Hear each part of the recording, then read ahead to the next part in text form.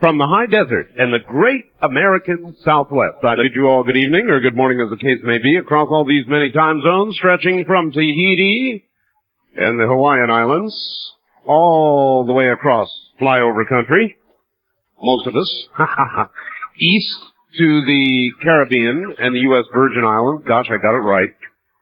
South down into South America, we know that for sure, and north all the way to the pole, with a good antenna. This is Coast to Coast AM, live overnight talk radio that will not politic you to death tonight, because we're going to do something a little different. Have you heard about HARP? Do you know what HARP is? Well, the one we're talking about is not played by angels, nor administered by them. I'll tell you more about that in a moment. My guest is going to be Dr. Nick Begich, and he wrote a book, actually by the same name, called Angels Don't Play This Harp. And I'll explain in great detail why we're having Dr. Begich on again, besides the fact that so many affiliates have joined since his last appearance. But I've got a number of things that I've got to get out to you of some urgency. I got a very troubled call earlier today. And by the way, it has been a very, very, very, very unusual day, and I can't tell you about it. Someday I'll be able to. But it has been a most astounding day, to say the least. I got a very, I'm even trying to think of the right word, frantic, worried, concerned call from Bud Hopkins.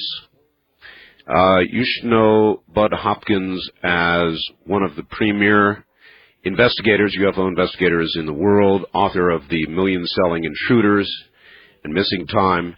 Bud Hopkins called me from New York, and he said that he had been talked into doing a science program, a supposed science program, for Public Broadcasting's Nova. And according to Bud Hopkins and John Mack from Harvard University are about to get slammed again. And apparently what occurred is that the Nova people set them up. And what they anticipate is a hit piece in about a week on Nova. And Bud definitely wanted to get some airtime to tell you what it is they're going to do before they do it. And I have offered that to him.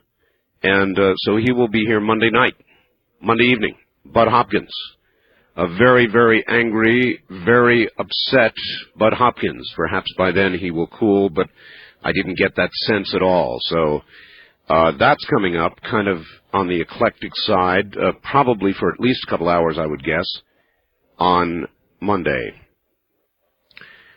Then we'll dive into the coming, of course, then we'll be into Tuesday morning by that time, and we'll be into politics, I'm sure, with the New Hampshire primary.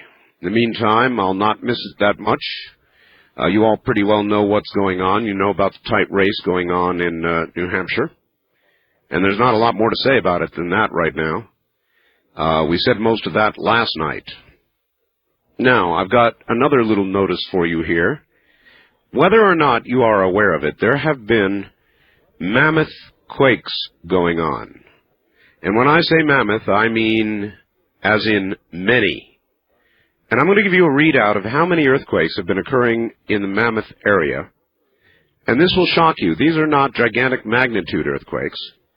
13 February 96. In 24 hours, there were 34 registered earthquakes. Average magnitude 1.5, high magnitude 2.3. On 14 February of 96, there were 54 earthquakes, averaging 1.6 with a high magnitude of 2.5. Then 15 Feb, 78 earthquakes, average 1.2, high magnitude 3.5. 16 Feb, not as many, 40, but averaging higher, 3.5 once again. So the person who sent me this fax, Dale in Campbell, said the frequency of quakes is less Depth, roughly the same. Average magnitude is greater. High magnitude is about the same. Then I received, and I have no way of verifying this except that I believe it to be true, and I have a second source on it. Dear Art, KNBC Television, Los Angeles, announced on its 4 p.m. newscast that the USGS had declared a volcanic event alert for the Mammoth Lakes area following a, quote, swarm, end quote, of earthquakes occurring over the past week. So, I have never heard of that. A volcanic event alert. Now, when you consider that language, it's kind of interesting, a volcanic event alert. There's going to be a volcanic, or maybe a volcanic event at Mammoth Lakes. Interesting. So I thought you should hear about all of that. And again, even though I've got 2 sources on it, it's one in by fax and another that came in by telephone prior to the about 5 minutes prior to showtime tonight. Now, there's one other thing that I want to get out before we go to Dr. Begich, actually a couple more. This will surprise you. From Reuters, the World Health Organization says 15 people have died in the West African state of Gabon, possibly of the dreaded Ebola disease, after skinning a chimpanzee to cook it for a meal. Officials say 4 other Gabonese villagers who'd taken part in preparing the feast became seriously ill in a hospital in the town of Makakou. That's Makokou, about 240 miles east of the capital. Ebola killed 244 people in Zaire, you'll recall, recently. So, again, this is Reuters, and it may well be that Ebola is loose again in Africa. We don't know at this point, but certainly that report would suggest so. That was from Reuters, so that you know the source. Now, I've got just a couple of more things I want to do, and then I want to get clear sailing for Dr. Begich. We have a very special for you on my book. I wrote a book called The Art of Talk. As you know, over the last, month almost, I've not really been advertising it for a very specific reason. We thought we were running out. And now we've got a special going on. I did make one error. It is not an 8x10, but rather a 5x7. And we held the size of the glossy photo to 5x7 so that we could get it shipped with the book. Because we were afraid that shipping it to you in some other way, either A, it would not arrive with the book, or B, it would get mangled in the shipping process. So, the audio book is out. That's right. You can order my audio book. It's 4.5 hours long. I did the reading. I did all 4.5 hours of it, thank you. And you can order my book or my audio book, and with both of those, you will receive the 5x7 signed, glossy color photograph that appeared in the Los Angeles Times. It is only for this special edition, and it is only until I say supplies are exhausted, or until March 16th, the date of the signing. I expect we'll not be able to go that long. I rather expect we will exhaust supplies some long time before that, but we'll see. We'll see. If you would like to order my book and get audio or my regular book and get that signed 5x7 color picture, the magic number to call right now or 24 hours a day is 1-800-864-7991. That's 1-800-864-7991, and the publishers have done a fantastic job of getting this audio book together. Just absolutely astounding. It has a cover, by the way, for those of you that don't know, that matches my book cover. It's really beautiful. and it's a nice tape collection set, and it was all done with digital audio, so I think you're really going to enjoy it. Actually, I sound kind of like I do on the air doing the book. That would make sense, wouldn't it? So there you've got it. One-time shot in this special edition. A good time to order the book. We also have a very special edition of the newsletter coming out with an article by Dr. Nick Begich. This is one you're not going to want to miss, and after we've been doing the program for a while, I'll be telling you more about that. At any rate, Dr. Begich has written about HARP, and he'll tell you what HARP stands for. We did a 4 or 5 hour program with Dr. Begich not that long ago, and during that program, a lot of people suddenly came awake as they realized what it is that HARP actually is. I had occasion to speak with the program manager of HARP in Boston. I spoke with John Heckscher, that's Heckschcher, and I did so because we're doing an article after the very, very controversial, fascinating show we did with Dr. Begich on the HARP project in Alaska, which is ostensibly what's called an ionospheric heater, and we'll try and keep this all at ground level and explain to you what it is. Sounds like science fiction, but it's not. It's science fact. And since we're going to do an article for the newsletter, I called John in Boston. And I spent about 30 minutes on the phone with him, and I'm going to allow portions of that conversation to unwind in the course of the conversation with Dr. Begich. But I did want to tell you this right off the get-go so you know. I offered Mr. Heckscher the opportunity to come on the radio and be interviewed solely by me in a non-contentious opportunity for him to present his side of the story. Now, arguably, HARP has had some fairly seriously bad press. A number of newspaper articles, television stories, sightings, on and on. And it's been some fairly bad press. At any rate, Mr. Heckscher checked with his bosses. Now, I don't know who they'd be because he is the program manager of HARP, but the Air Force, you see, is also involved in HARP. And so I don't know whether that means the Air Force is his boss. He never named who his boss was. I thought he was the boss. But he came back at me and said, no, they, quotes, don't want me to go on the air. They won't let me go on the air. So that's the answer I got to that question. And that so provoked me that I thought I'd better have Dr. Begich back. And the rest of the talk I had with him was so provocative that I thought I'd better have Dr. Begich back. Now, who is Dr. Begich? He is the eldest son of the late United States Congressman from Alaska, Nick Begich Sr., and political activist Peggy Begich, known in Alaska for his own activities. He is a past president of the Alaska Federation of Teachers and the Anchorage Council of Education.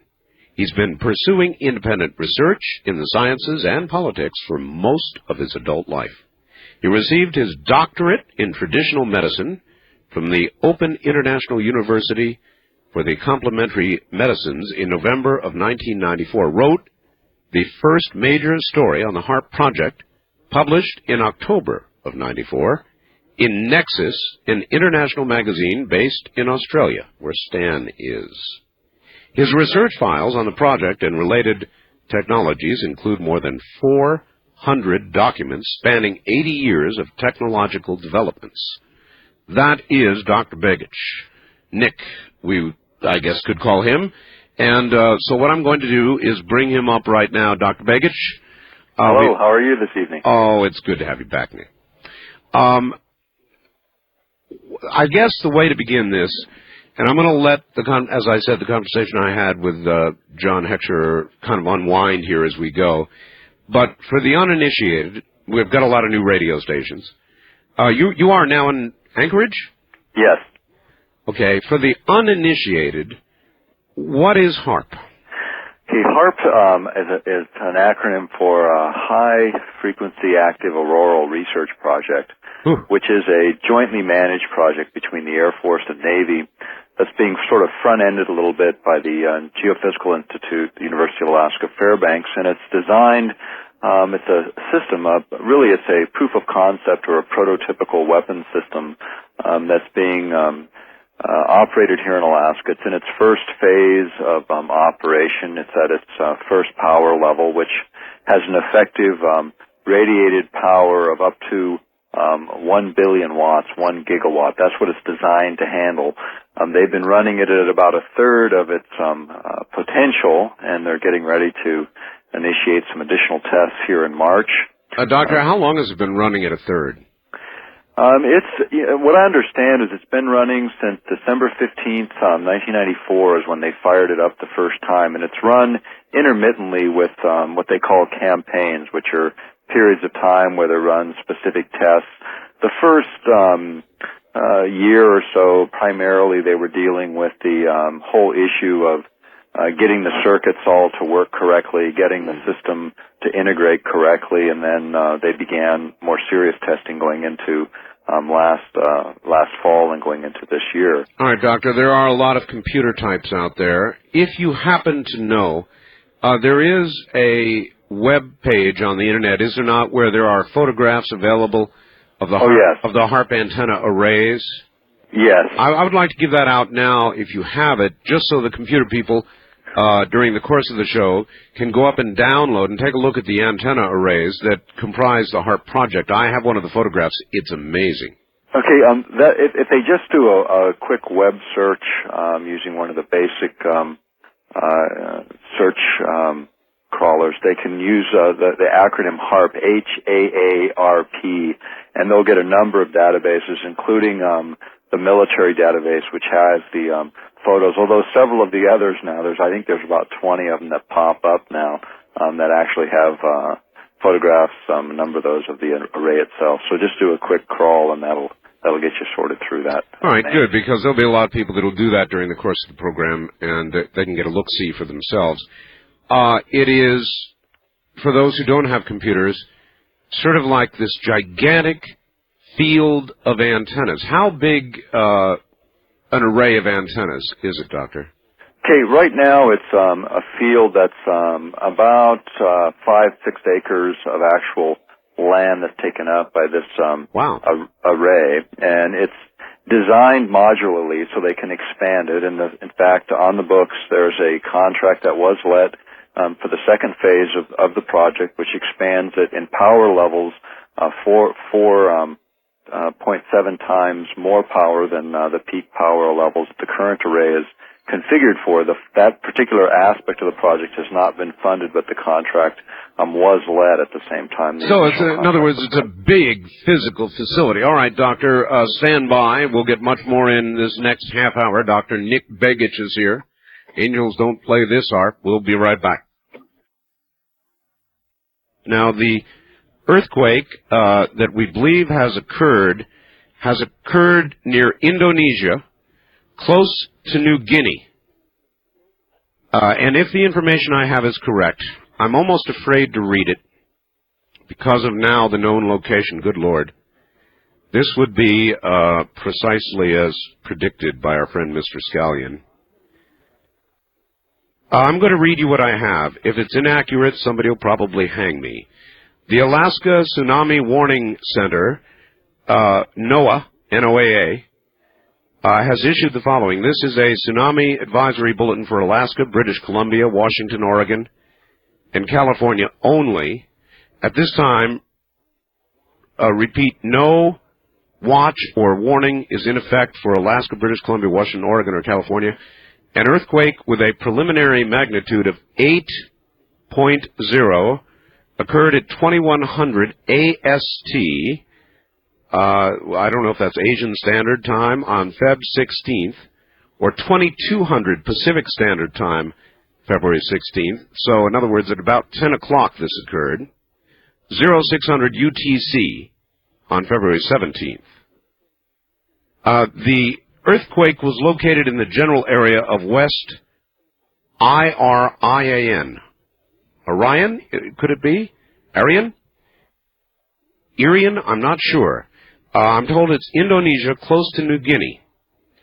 The Pacific Tsunami Warning Center at Eva Beach in Hawaii has issued a tsunami warning and watch for the epicentral area. In other words, and it says, it goes on, evaluation, a damaging Pacific-wide tsunami may have been generated. You'll be kept informed at least hourly by further bulletins from the Alaska Tsunami Warning Center. So we're going to try to get all this confirmed for you. It goes on, a tsunami warning and watch is now in effect for Dayal, Yap, Guam, the Chuk, C-H-U-U-K, and the Philippines. A tsunami watch is in effect for Japan, Taiwan, the Marshall Islands, Marcus Islands, the Wake Islands, and Russia. So that's very, very sobering news, if it's true. And I warn you at this time, though what I have appears official, and we have made one call. I still want more information on it. But an 8-point quake, ladies and gentlemen, falling in the area near Indonesia, close to New Guinea, I'm afraid would fit squarely in with the pattern that we have been hoping not to see, particularly quakes of this magnitude. Dr. Begich, I would like to apologize to you. I'm getting all this information hitting me all at once here, and I'm trying to get it on the air. An 8-point earthquake, as you're well aware, I'm sure, Doctor, is a serious event. Yeah, in fact, I went through one of those in the Alaskan earthquake in 1964, so it is a real serious event. There was another 8-point earthquake, Doctor, north of Japan. It seems like now about a month ago, and we were hoping not to see one of this magnitude in the southern Pacific area, where this appears now to have occurred, if it's correct. At any rate, back to the subject at hand. We discussed what this is. It's acres of antennae, I guess, that is designed to transmit specifically a very narrow beam width, incredibly strong signal to our ionosphere. Doctor, what is our ionosphere? It can be visualized simply as an energy bubble around the planet that keeps incoming radiations of various kinds that would be damaging to us, like X-rays and cosmic rays, from entering our immediate environment where they would make life impossible on the planet. So it actually can be visualized as a protective layer. It's approximately 50 to 620 miles above the Earth's surface, and it is in fact you might consider it a naturally occurring safety shield around the planet. Would probably be the easiest way to describe it. Did you say 50 to 650 miles? Yes, above the Earth's surface. Oh, that's remarkable. We have satellites that orbit the Earth at about 250 miles, don't we? Yes. Low-orbiting satellites? So, yes. So the ionospheric layer extends well into what is space? More or less. When we looked at when you look at it the way it's diagrammed, in fact, we show a diagram that comes right out of the Air Force record that's in the front end of our book. It kind of lays it out in a few different layers, and I'm turning to that as I'm talking to you. And it lays out the ionospheric layering, and what you see essentially is the regions are broken into three areas. The lower region, actually 37 to 56 miles up, is the area where we see the aurora, or the northern lights as they're called, and then you have the E layer, which is approximately 56 to 93 miles up, and then the F layer, which is the high ionospheric region, which runs all the way up to 620 miles. All right. I'm making you explain all this. I actually do understand this. I'm doing it for their sake. I've been an amateur radio operator since I've been 12 years old, and I depended on those various layers of the ionosphere for communications. In fact, I almost prayed to them at times. And when the sunspot cycle is in a favorable portion of that cycle, we get F-layer reflection, which being the highest layer, of course, if you go up, you can go down and come in one hop, literally, almost to the other side of the world. And it makes for a very efficient, long-range communication when we have a favorable sunspot cycle. So that's what hams use it for. The military also uses it. I suppose not to the degree they once did. They've got a lot of satellites up there now.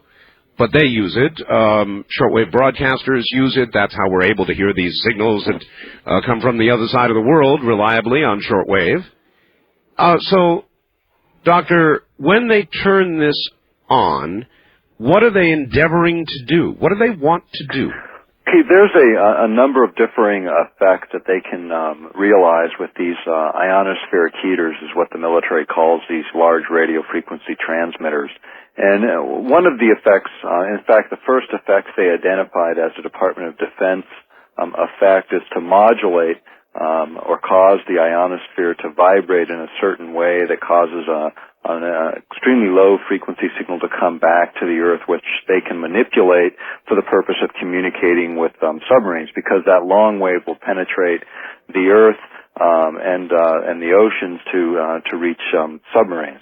And that was the initial discussion, at least the public discussion, about what this particular device was going to be used for. Later, they revealed an additional use, which was Earth-penetrating tomography. This is the idea, in the vernacular, it would be like X-raying the Earth, or looking into the Earth several kilometers deep. And with instruments on the ground sending this extremely low signal in, they can actually locate underground tunnels, nuclear facilities, shelters, mineral deposits of various kinds. And this is actually the testing mode that they're in for the 1996 year, because what happened when they went to the Congress and they talked about this particular application, the Congress said, hey, wait a minute, this is a major priority of the United States Senate, United States House. We want you to make it a top priority, or at least a higher priority in your program, which they did.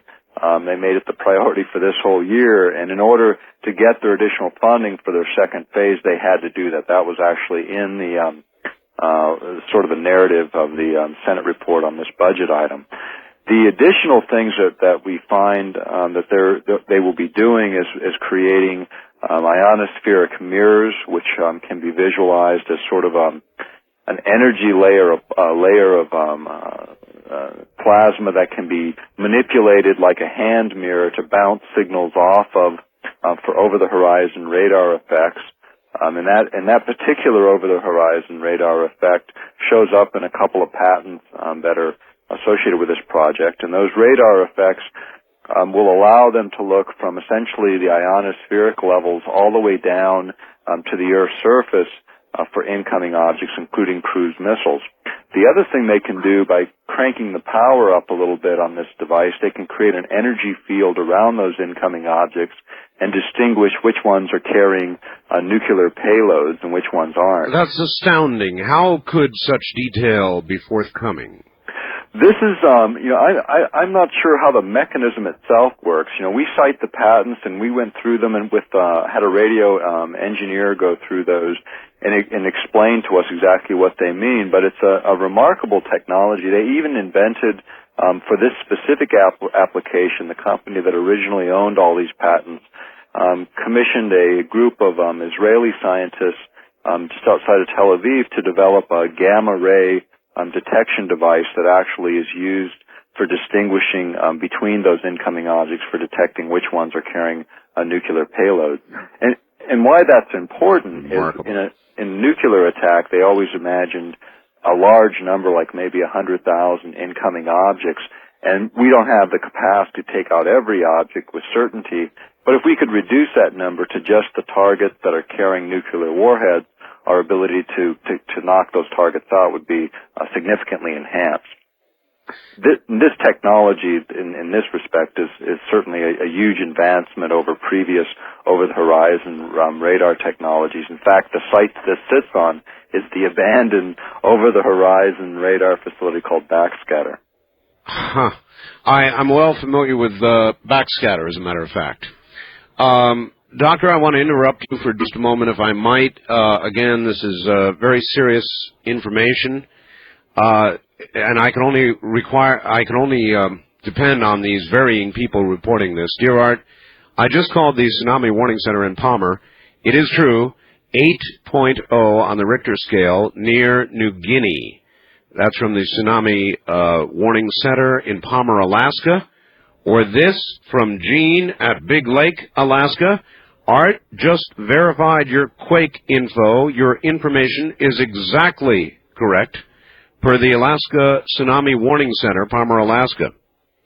So everybody within the sound of my voice, be warned, this apparently is a real earthquake, and the tsunami alerts and warnings being issued are exactly correct. So there has been a major earthquake near New Guinea.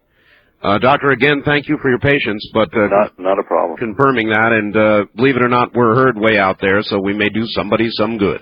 Great. I heard you a little earlier. Right before the bottom of the hour, you used the word weapon. Now, yes. When I had my conversation with John the other day, John Heckscher, the HARP program manager, he calls himself, or his title, I guess, is. Yeah. He absolutely bristled when I used the same word, weapon. It is not a weapon, he said. This is simple research being done for the Air Force to determine ionospheric characteristics for furthering better satellite communications and ground communications and so forth, but bristled, absolutely bristled, when I used that word weapon. How would you substantiate the use of that word, or how would you justify the use of that word? Well, I think a careful review of the patent materials themselves leave no other conclusion, quite frankly. And when you look at it from his perspective, okay, and you look at the way he structures his written materials, and we've got a pretty good volume of the written materials on the project, and what they essentially do is they call this a proof of concept project, where they're really just trying to prove certain things are true and work.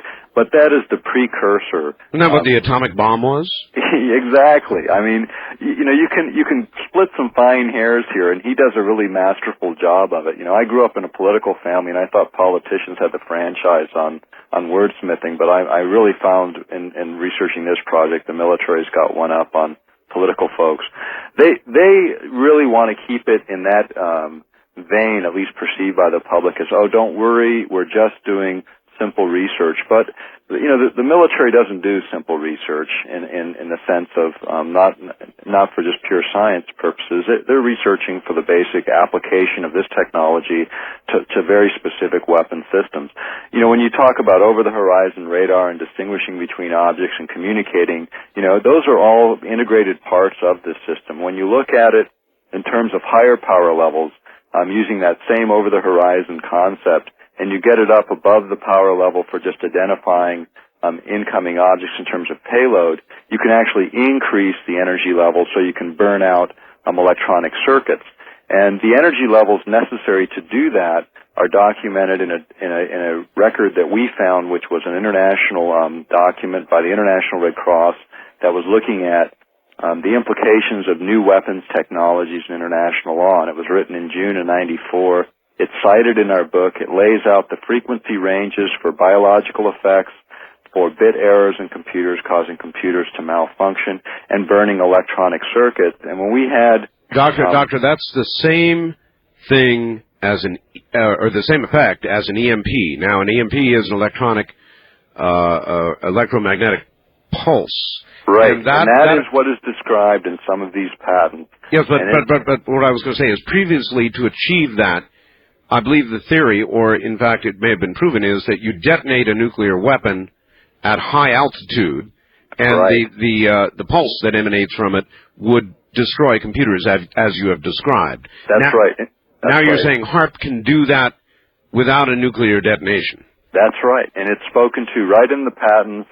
The beauty of it from a military perspective is you don't have the radioactive fallout. But from a practical standpoint, and people remember these reports, numbers of years ago where they were saying, one thermonuclear blast above the United States just would knock out all our communications and fine electronic equipment, and making, the nuclear war just sort of end on us. And, this technology advances that whole idea much, much further. Now, granted, this particular HAARP transmitter at its current stage couldn't do it over a very, very large area, like was envisioned in those early reports of thermonuclear detonation. But where they're headed with this technology, what our information shows, and it's not just ours, we just collected it. It's their record. It's their statement. And it shows that the power levels that they desire this system to go up to at some juncture is 100 billion watts of effective radiated power. 100 billion watts. That's correct. And that shows up in a technical memorandum 195 with which John Heckscher denies knowing anything about. All right. Well, I want to stop you again. Back to my conversation with John. We talked about power levels, and John said, why... what we're doing is no more power than the voice of America. You don't buy that one, huh? No, I'm afraid not. I lived on the island of Okinawa, Doctor, and I remember a 1,000,000-watt transmitter, which was one of the biggest I knew about, operating on the island of Okinawa. And that would bother people, and fences, electrify fences, and turn on lights in villages nearby, and so forth and so on, aimed toward Korea, propagandizing Korea. And that was 1,000,000 watts. And you did say, I did hear you right, that was 100 billion with a B watts?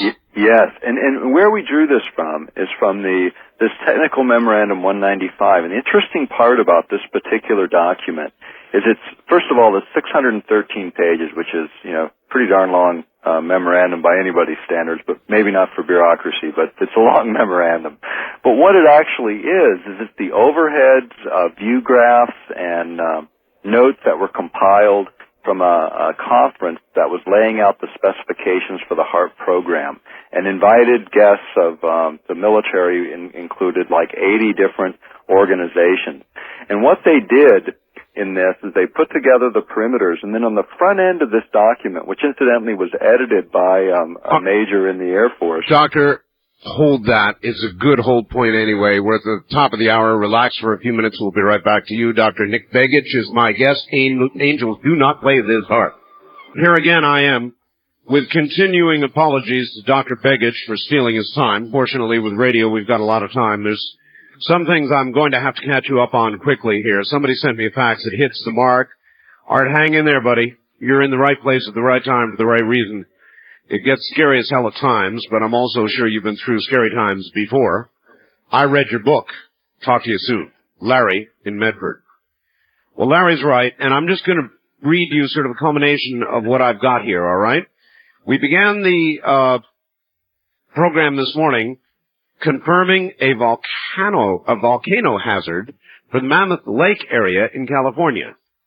And I'll read you what I've got as confirmation now. Dear Art, on Fox TV channel, on the Fox TV network, 10 o'clock news, transcribed from the tape we recorded, USGS says the recent Earth movement and other signs of unrest around Mammoth Lake prompted them to issue, get this, what they call a low-level volcano hazards alert.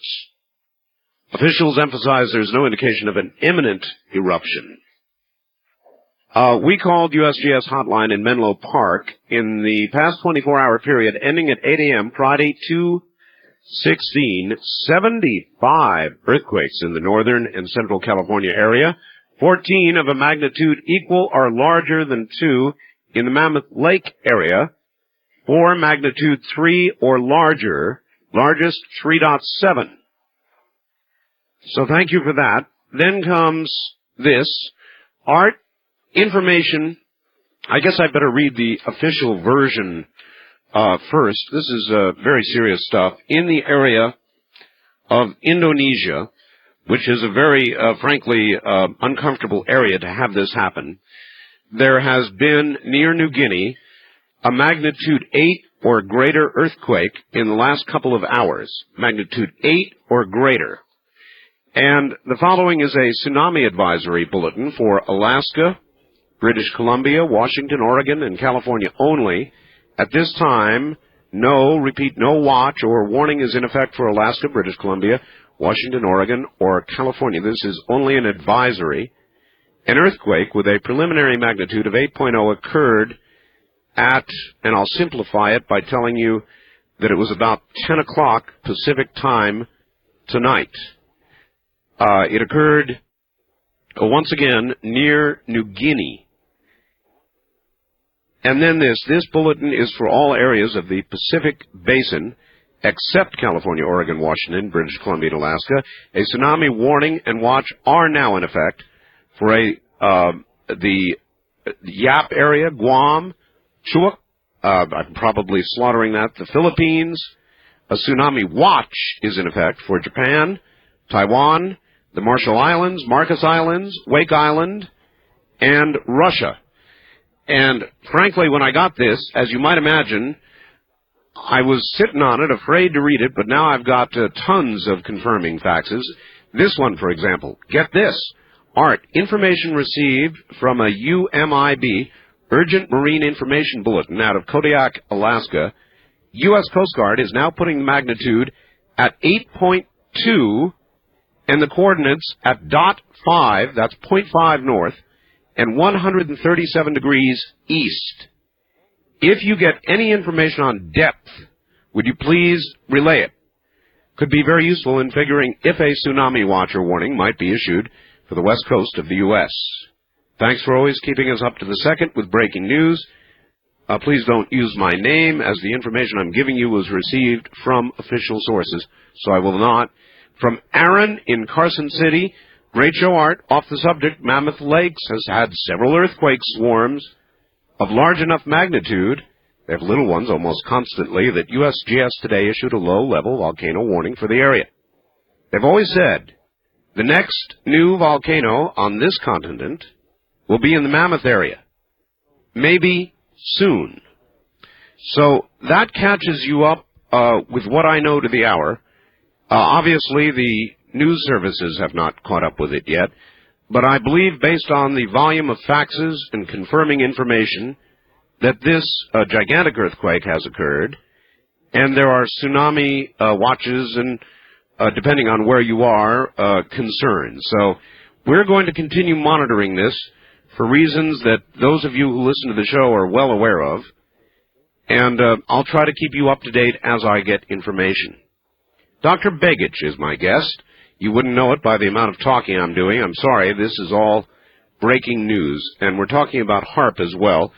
And there may be, we will ask, with regard to the weather, certainly, and possibly areas like this. We'll ask the doctor in a moment about that.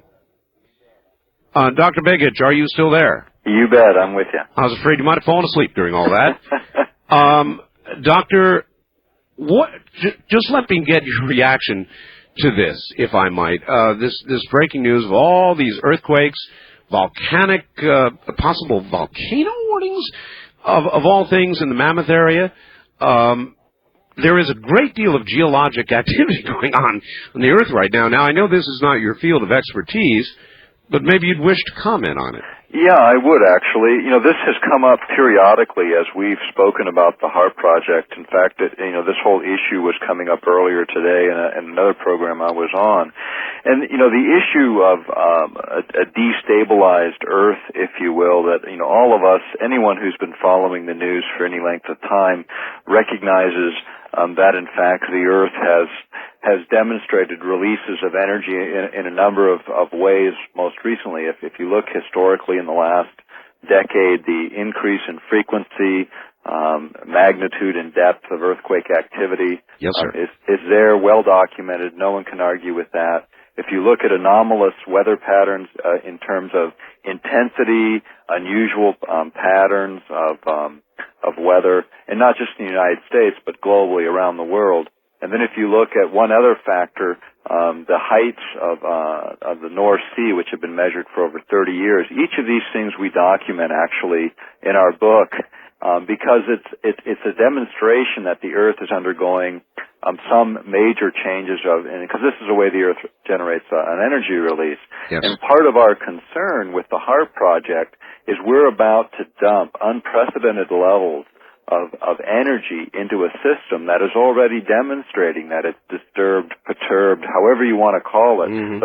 But our concern is that maybe this is that last straw on this camel's back that's going to put us into a very, very chaotic situation. In fact, the individual that wrote the foreword to our book, Dr. Patrick Flanagan, that was his strongest statement in terms of this ionospheric research, is that we may in fact generate a chaotic event in the ionosphere that might chain react to this system we call the Earth. So, I think those are all legitimate concerns. The other consideration that I can point to it's actually how the magnetic poles of the planet have shifted in recent times. In fact, in geologic time, they've shifted. 80,000 years ago, they moved from a point approximately in the Yukon territories of northwestern Canada to a point on the off the coast of Norway, and then 50,000 years ago, they shifted from there to the point in Hudson Bay, which is, when you think about the last ice age, that would have been sort of the center of the ice field. And then 15,000 years ago, which is the beginning of the end of that ice age, it shifted to its current position. That's pretty young. All of those things are young in geologic time, and they indicate that the Earth goes through these sort of destabilizing periods. And I believe that we're in the middle of one of those destabilizing periods now. All evidence points to that. We are. It's a whopper. It's a whopper, Doctor, because my understanding, and it's a very loose understanding, of the number of 8-point or greater events that one can expect in any average year is not more than 1 or 2. It's very, very low number.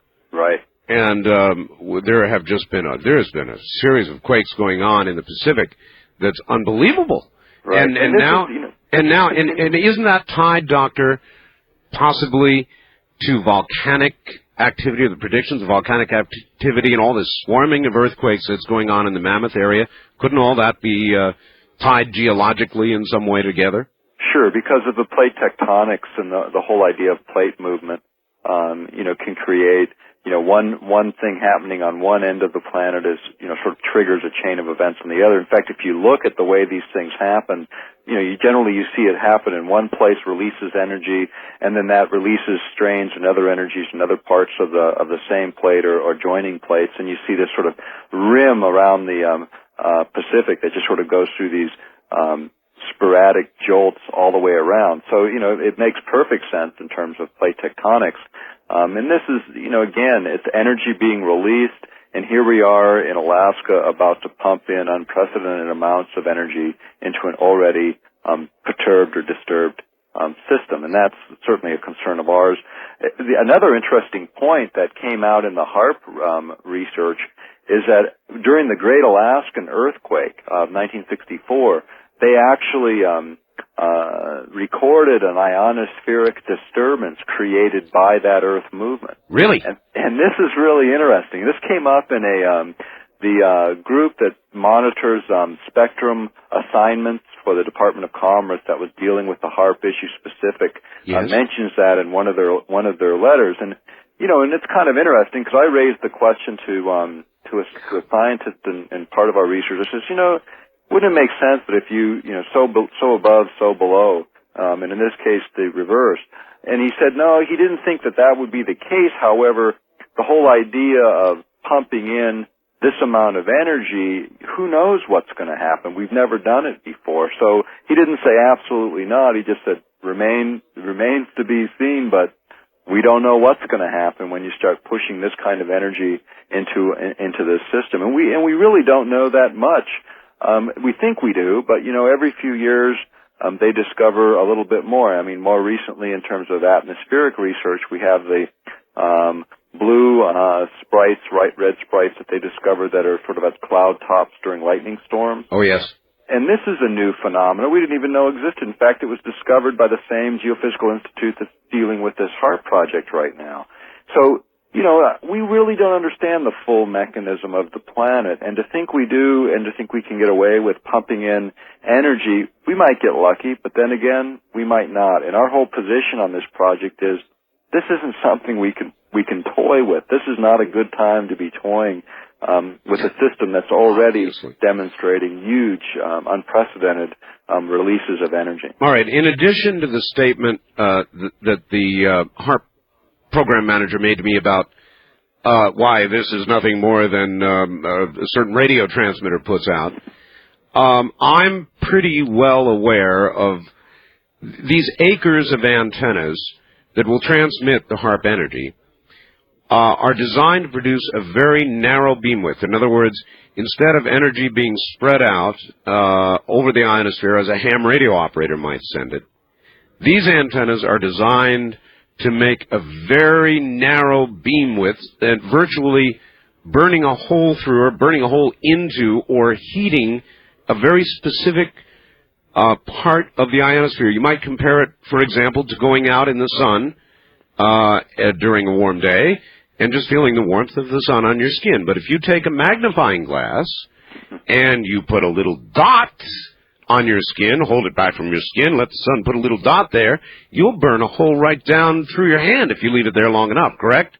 That is absolutely the analogy. And this is what distinguishes this ionospheric heater from any other operating in the world. And what John Heckscher will tell you is, hey, there's other ionospheric heaters in the world with the same effective radiated power. He did tell me that. All right. And let me tell you the difference, okay? The big difference is they're measuring the effective radiated power at the point of transmission. Right. It's irrelevant. What's relevant is the amount of energy you deliver at the ionosphere, the point you're trying to affect. Yes, sir. And all of these other transmitters around the world are designed where they spread the energy out so that the higher it goes, the less concentrated it is. This one is designed just the opposite. In fact, that's what allowed the original patent to be granted at the U.S. Patent Office. When you pull the original patent file, which is about an inch thick, on the lead patent on this project, that is what allowed Bernard Eastland to gain this patent, was he designed a way to create a cyclotron resonance and a focusing power unprecedented, unknown before. And that's what makes HAARP so different. So measuring its effective radiated power on the ground is only one of the measures, but it is not the most important measure of power. The important measure is how much do you deliver and in what way do you deliver it. And that's the magnifying glass analogy is a perfect analogy for describing why this is so much different. When you take it a little bit further, when we were talking earlier about the power levels, and this particular memorandum that Heckscher denies knowing anything about, at least he denied it on national television in Canada a few weeks ago. This memorandum, the reason they get away with some of this, they consider this an open project, nothing classified. But this particular document was structured in such a way that when you read the introduction, it says, first of all, that it's not a published document, that it is not available for the public. And it also says that it only represents private communications between the parties, and they call it this Technical Memorandum 195. And it's 613 pages long, and it's published. I mean, we've got a copy. We made it available to other media outlets. We made it available to Canadian Broadcasting. John Heckscher was on the attendance roster. He's supposed to be the program manager and supposed to know all this stuff. And on Canadian television, he says flatly, I don't know anything about that memorandum. And really? That's the memorandum that says the desired level the military wants to go is 100 billion watts of effective radiated power. And in that same broadcast, John Heckscher says that is exactly how much power you would need to have massive impacts on weather patterns on this planet. Doctor, at what frequency range will HAARP operate? Oof. You're asking me a question I'm not going to be able to readily answer. I don't have that in front of me. They're not telling us, eh? Well, it's in the documents. There's two ways to look at that question, and this is sort of the steps outside of my field, and I relied heavily on people with that expertise. But the way the contract document reads, that built the project. Yes, sir. It has a very wide band of capability, but the actual assigned frequencies, what they're supposedly authorized to work within, are much, much narrower than what the facility is capable of doing. So there's two sets of sort of perimeters, and it's essentially pretty wide. I mean, from radio frequency all the way up into, I believe, up into the microwave range. So a broad range in terms of... That's interesting because the ionosphere at levels would react very, very differently to these different frequencies. Right, and they have a number of, as I said, they have a number of effects that are possible based upon the way they shape it. And that's the other thing, is the shaping capability of the wave is very broad. The perimeters in the contract document in terms of frequency. I don't want to get too technical. We have a slight delay, so we have to be careful here, Doctor. I don't want to get too technical, but I assume they can configure the antenna array to deliver, depending on how they feed it, these differing patterns. Is that correct? That's right. And so they have this huge spread of capability. And these are the things that we're concerned with, because when we matched, we had that radio engineer match off that International Red Cross document I referenced earlier, showing biological effects, computer bit error effects, and melting circuitry effects as an example. The HARP's capability has all of those capabilities. Now, it may not be in its specific authorized range at this particular time, but that's just for this particular set of tests. All of those things are subject to revision. The tool can do it. All right, Doctor. Hold it right there. We're at the bottom of the hour. We're going to break here. I'm getting lots of confirmation of the quake, ladies and gentlemen. I've probably got 20, 30 faxes in on it so far. It is real. We'll be back.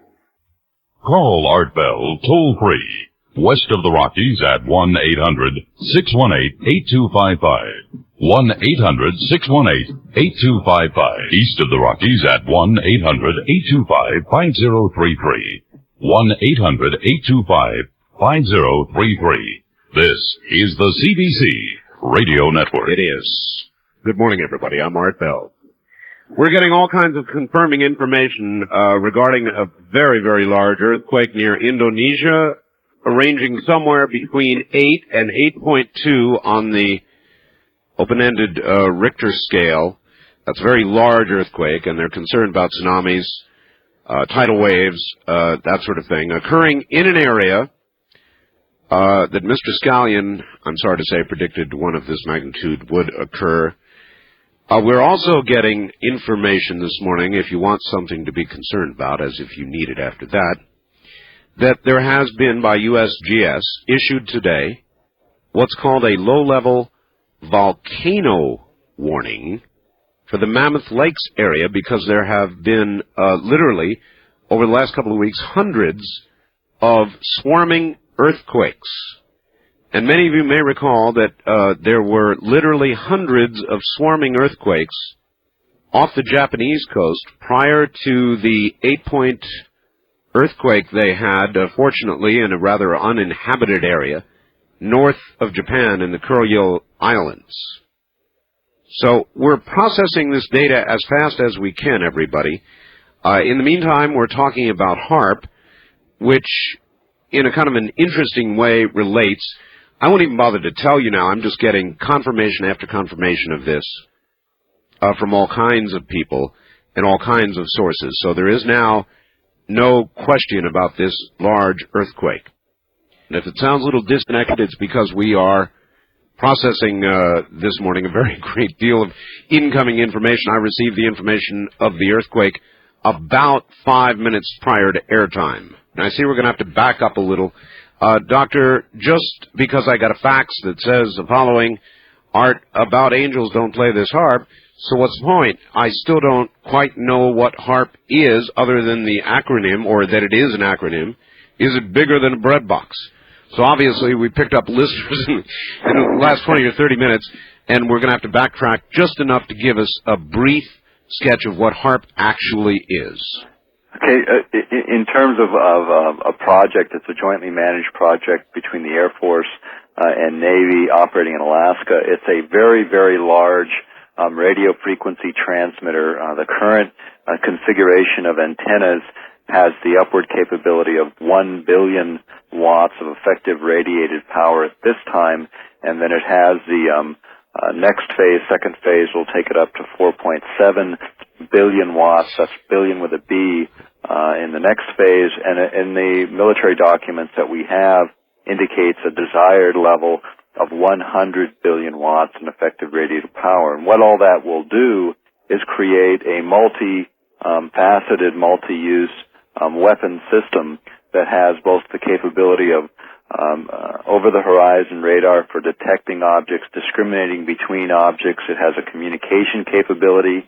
On the upper power levels, it has the ability to wipe out communications, land, sea, air-based communications, and yet still carry the communications of the operator or the military in this case.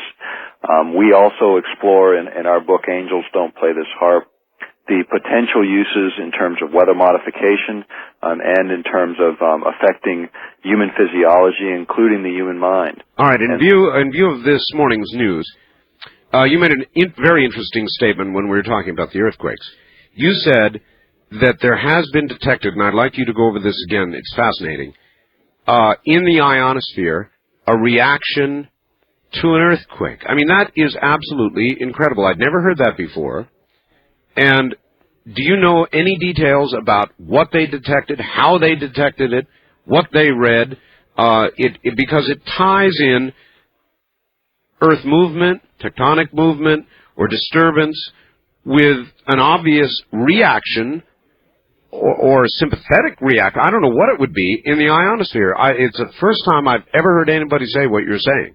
Well, it shows up in a government document, and it was like about 3 lines in the middle of a very lengthy document. And what it essentially said is that during the Great Alaskan Quake of 1964, that the government detected an ionospheric disturbance that corresponded to the quake. In other words, the quake happened, and then this ionospheric disturbance occurred that was related to the earthquake. Now, how that relates, it didn't go into any great explanation, but what it indicates certainly is the connection of this entire system we call Earth. And from our perspective, it was a red flag. In fact, when I first read it, I had never seen anything like it either, and I went, now wait a minute, so above, so below, as the saying goes. And I inquired about this to some of our fellow researchers and specialists, and what they said is they couldn't discount it entirely. It was, as startling to them as it was to us, but there was just nothing in the literature that would say, hey, this can occur. Now, well, we didn't mention this when we first covered it, but when we go back to a specific document that we uncovered in the course of our research, and it was a book called Unless Peace Comes, and within that book was a chapter written by Gordon J.F. MacDonald, who was a geophysicist at UCLA specializing in problems of warfare. And he was also a science advisor to Lyndon Baines Johnson.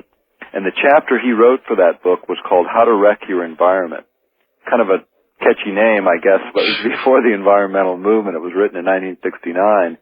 And he speaks very clearly and concisely about the use of small inputs to create large outputs. And what he describes in that particular chapter is triggering events that might cause earth movement, tidal waves, an Antarctic meltdown in terms of as a weapon system. And he also discusses the ability to electronically stroke the ionosphere in a certain and specific way that would cause behavior modification over a very large geographic area.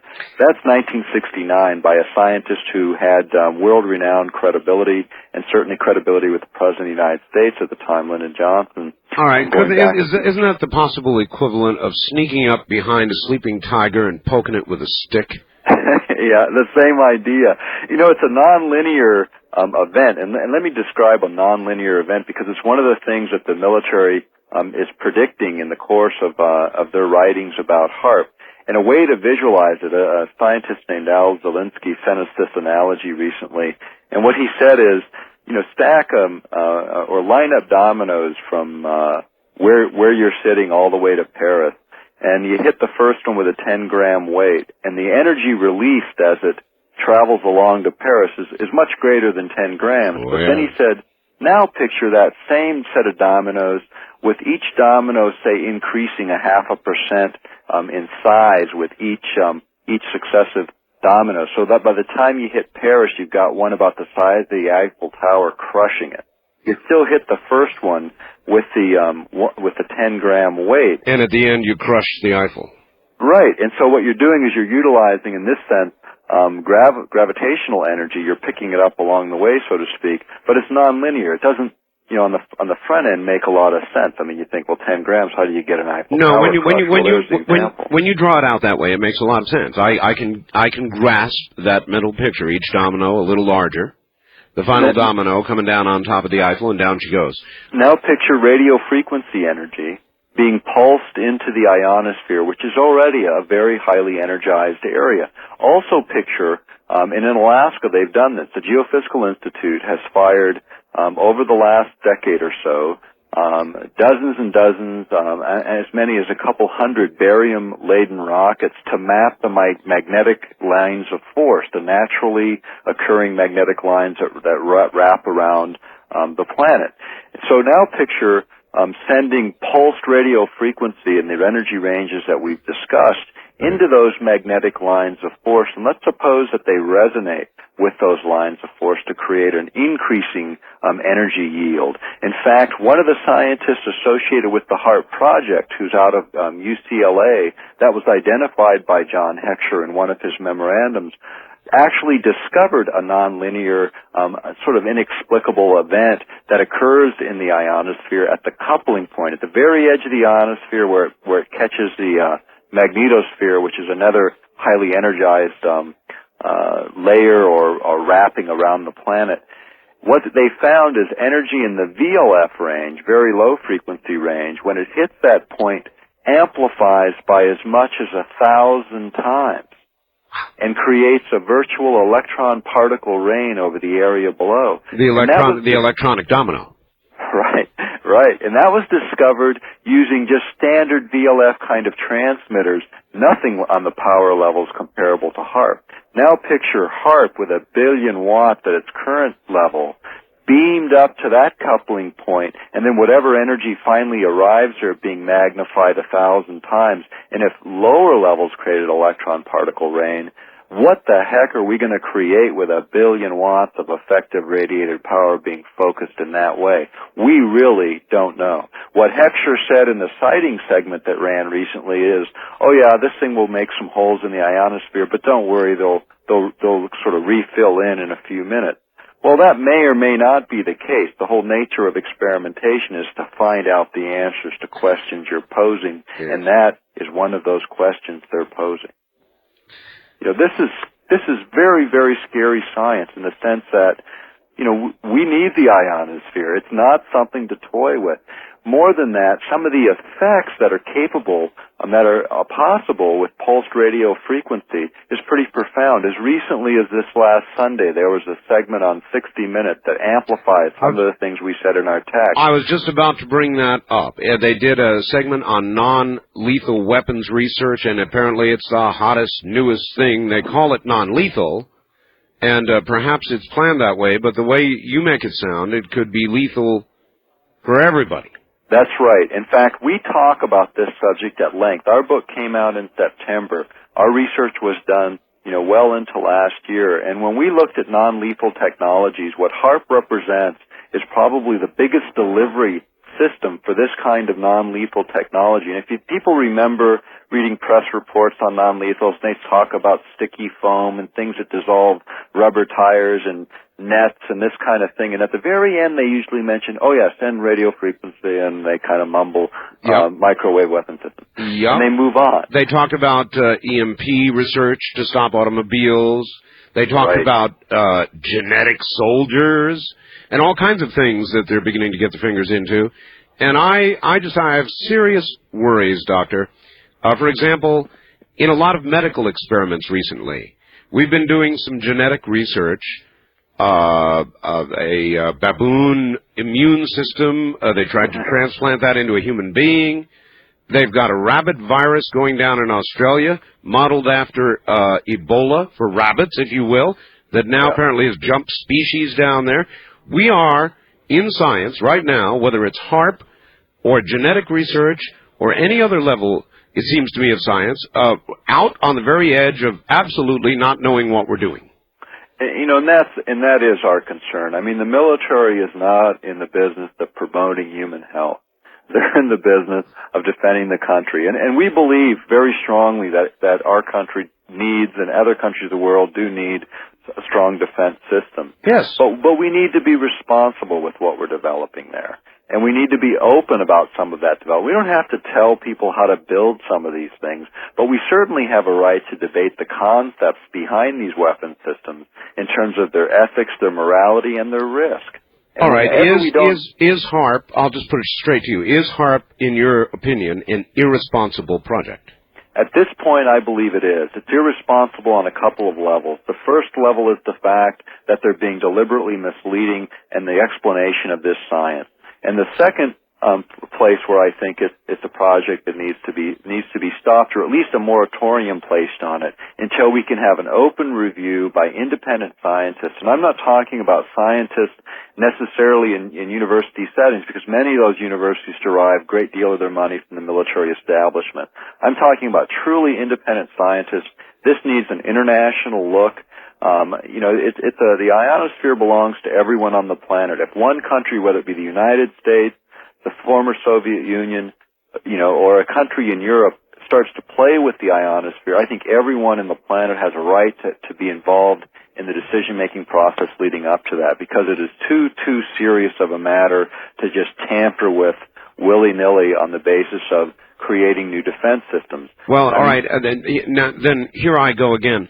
The scientists, with regard to genetic research, or perhaps HARP, or so many other areas, seem to be telling us about these things after they've done them. And it's sort of like, oh, by the way, we have done the following. Right. Yes, there may be repercussions. When they did the baboon transplant, they said then there could be repercussions. We think it very unlikely or not very likely, but a disease could be passed from animal to human. And I believe that is how they think AIDS got started in the first place. Right. So it's sort of an, oh, by the way, and it's an attitude of science, it seems to me, that is very dangerous, because they assume, seemingly, they can do what they want and sort of tell the world about it afterwards.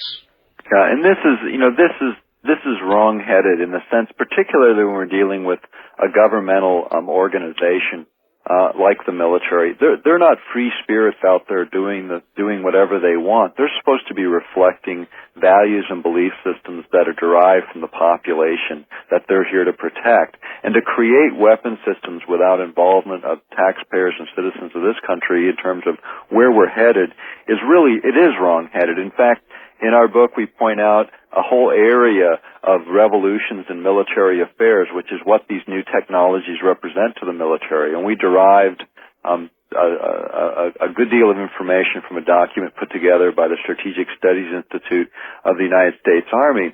And what they actually say in this document is they talk about the idea that, you know, we have all these new weapons technologies, but a number of these technologies will really kind of run counter, in fact, very counter, to American values. And so what they propose are mechanisms by which those values could be altered and changed by deliberate planning on the part of the military. And where I really have strong disagreement is no branch of government, the Department of Agriculture or the Department of the Army, have a right or an obligation or even should be in the business of trying to shape American values. They're in the business of carrying out policy that American values has already established. And any time they get into that area, you start to question the kinds of things they pointed to in that document, which was called The Revolution of Military Affairs and Conflicts Short of War. The things they point to are radio frequency and microwave weapon systems that might be used to disable aircraft, causing them to crash, and the parts of the values that they point to as well, you know, if you make a plane crash because you suspect something, is kind of forgetting about the trial, the judges, the juries, and due process, which is fundamental to American justice. I had heard, Doctor, that there was a project on the books, and in fact they may have experimented with it, I know damn well the Russians did, that was designed to use a certain sort of laser that would render pilots blind. And Right. obviously, if a pilot goes blind, the plane eventually is going to crash. Right. And that it was decided that somehow it was immoral to do such a thing, and suspended. Now, we're talking about things that go far beyond that in terms of morality or lack of it. Right, and this is going a little further. That same document talks about something that comes up periodically in a number of conversations, but people have trouble pointing to the government document that says, "Hey, they might do this to human beings." Is the idea of microcircuit implants for use in locating individuals anywhere on the planet? And all right, well, I'll tell you what. We're at a break point, so we'll touch on that. I want to ask you about the effects of HAARP with regard to the weather. And there certainly has been plenty of that lately, and the biological effects that it may have on human beings if it were targeted on human beings. So relax for a few moments and we'll get back to you. 8+ earthquake near Indonesia. Between 8 and 8.2, we're awaiting final word at 33 kilometers depth. We'll be right back. Once again, here I am. My guest is Dr. Nick Begich. He's the author of Angels Don't Play This HAARP. It refers to the HAARP project in Alaska. A project designed to throw immense amounts of concentrated energy into the ionosphere for various stated reasons, depending on who you listen to.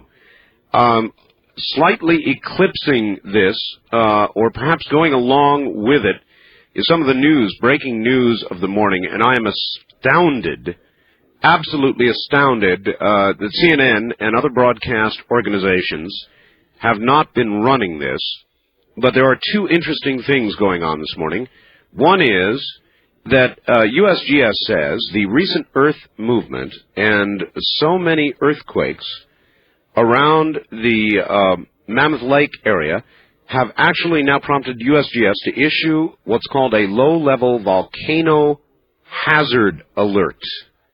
In other words, if I read this correctly, and I'm sure I do, they are saying there is some possibility that there may be a volcano born shortly, they think, in the Mammoth Lakes area.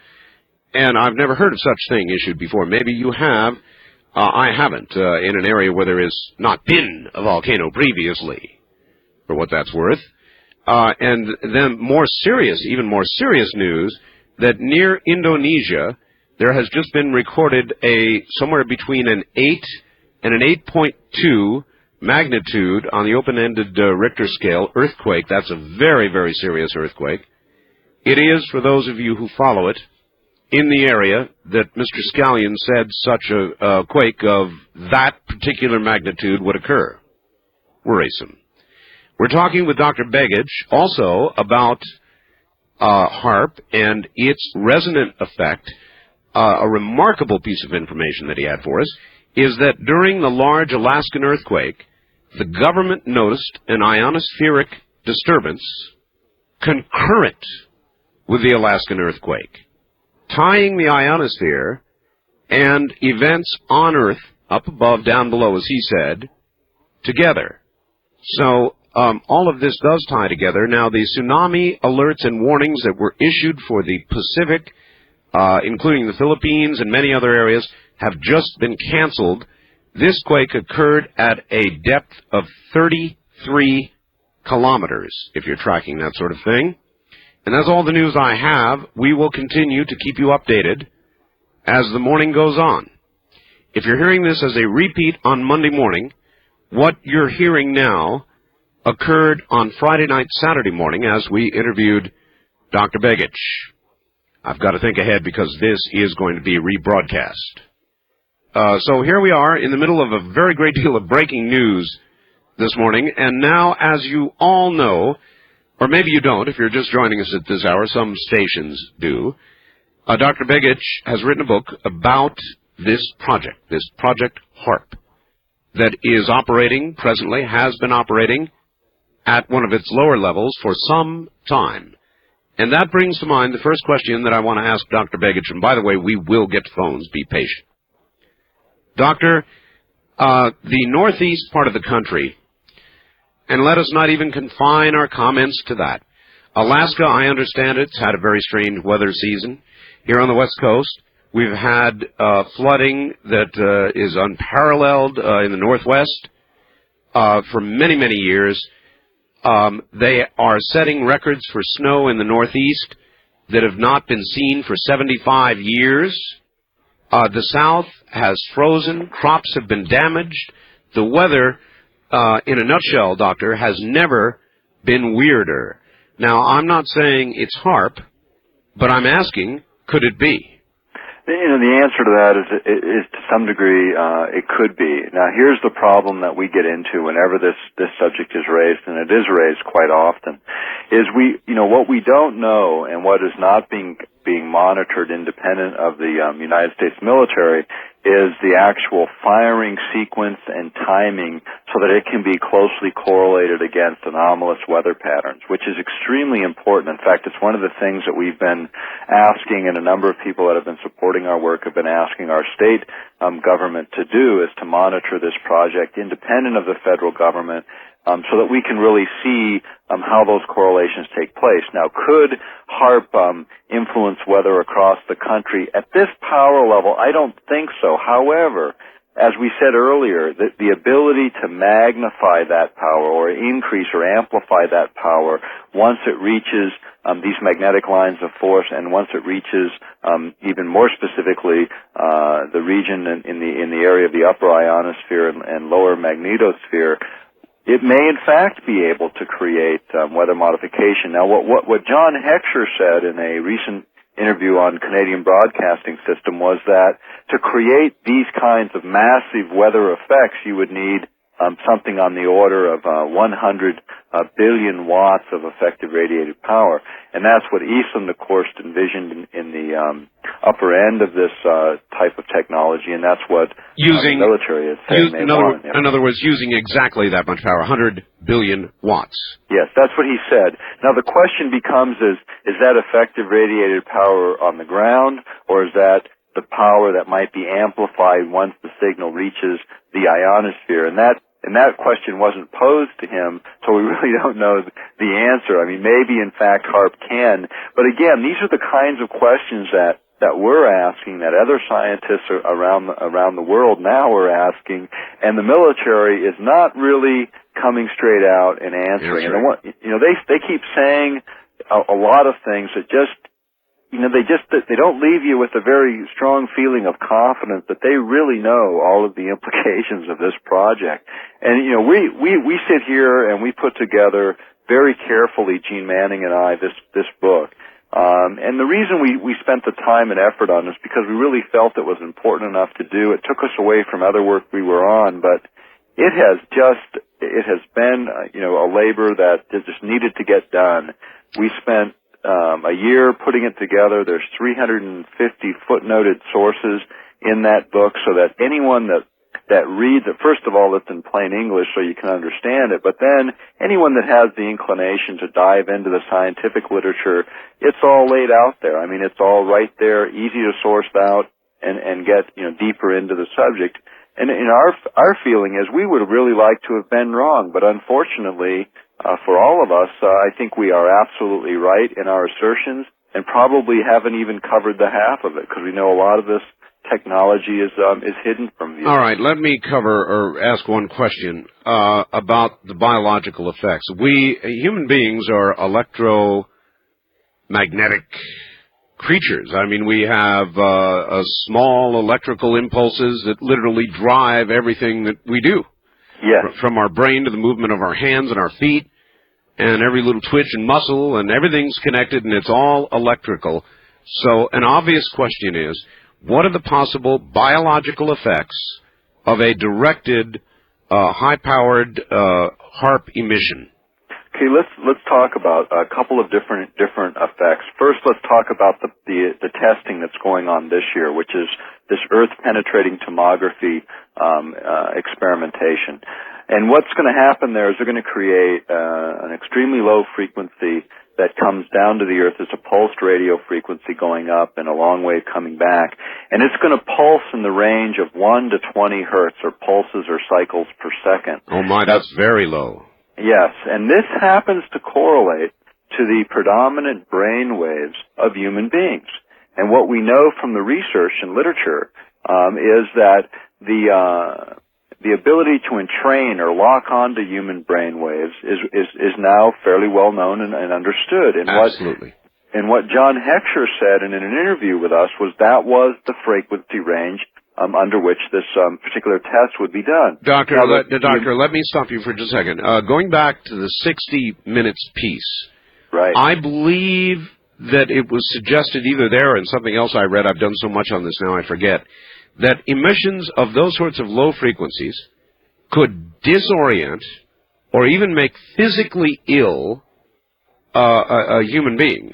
That is absolutely correct. In fact, we have an Air Force document cited in our book. It's called Low Intensity Conflict in Modern Technology, that has two chapters of importance. One on EMP, which we already covered, electromagnetic pulses, and the other is on biological effects of pulsed radio frequency, which is what we're talking about here today. Great. And what that says in that document is it can not only make people ill, it can stop a heart. It can create brain entrainment to create total disorientation or rapid and radical mood swings.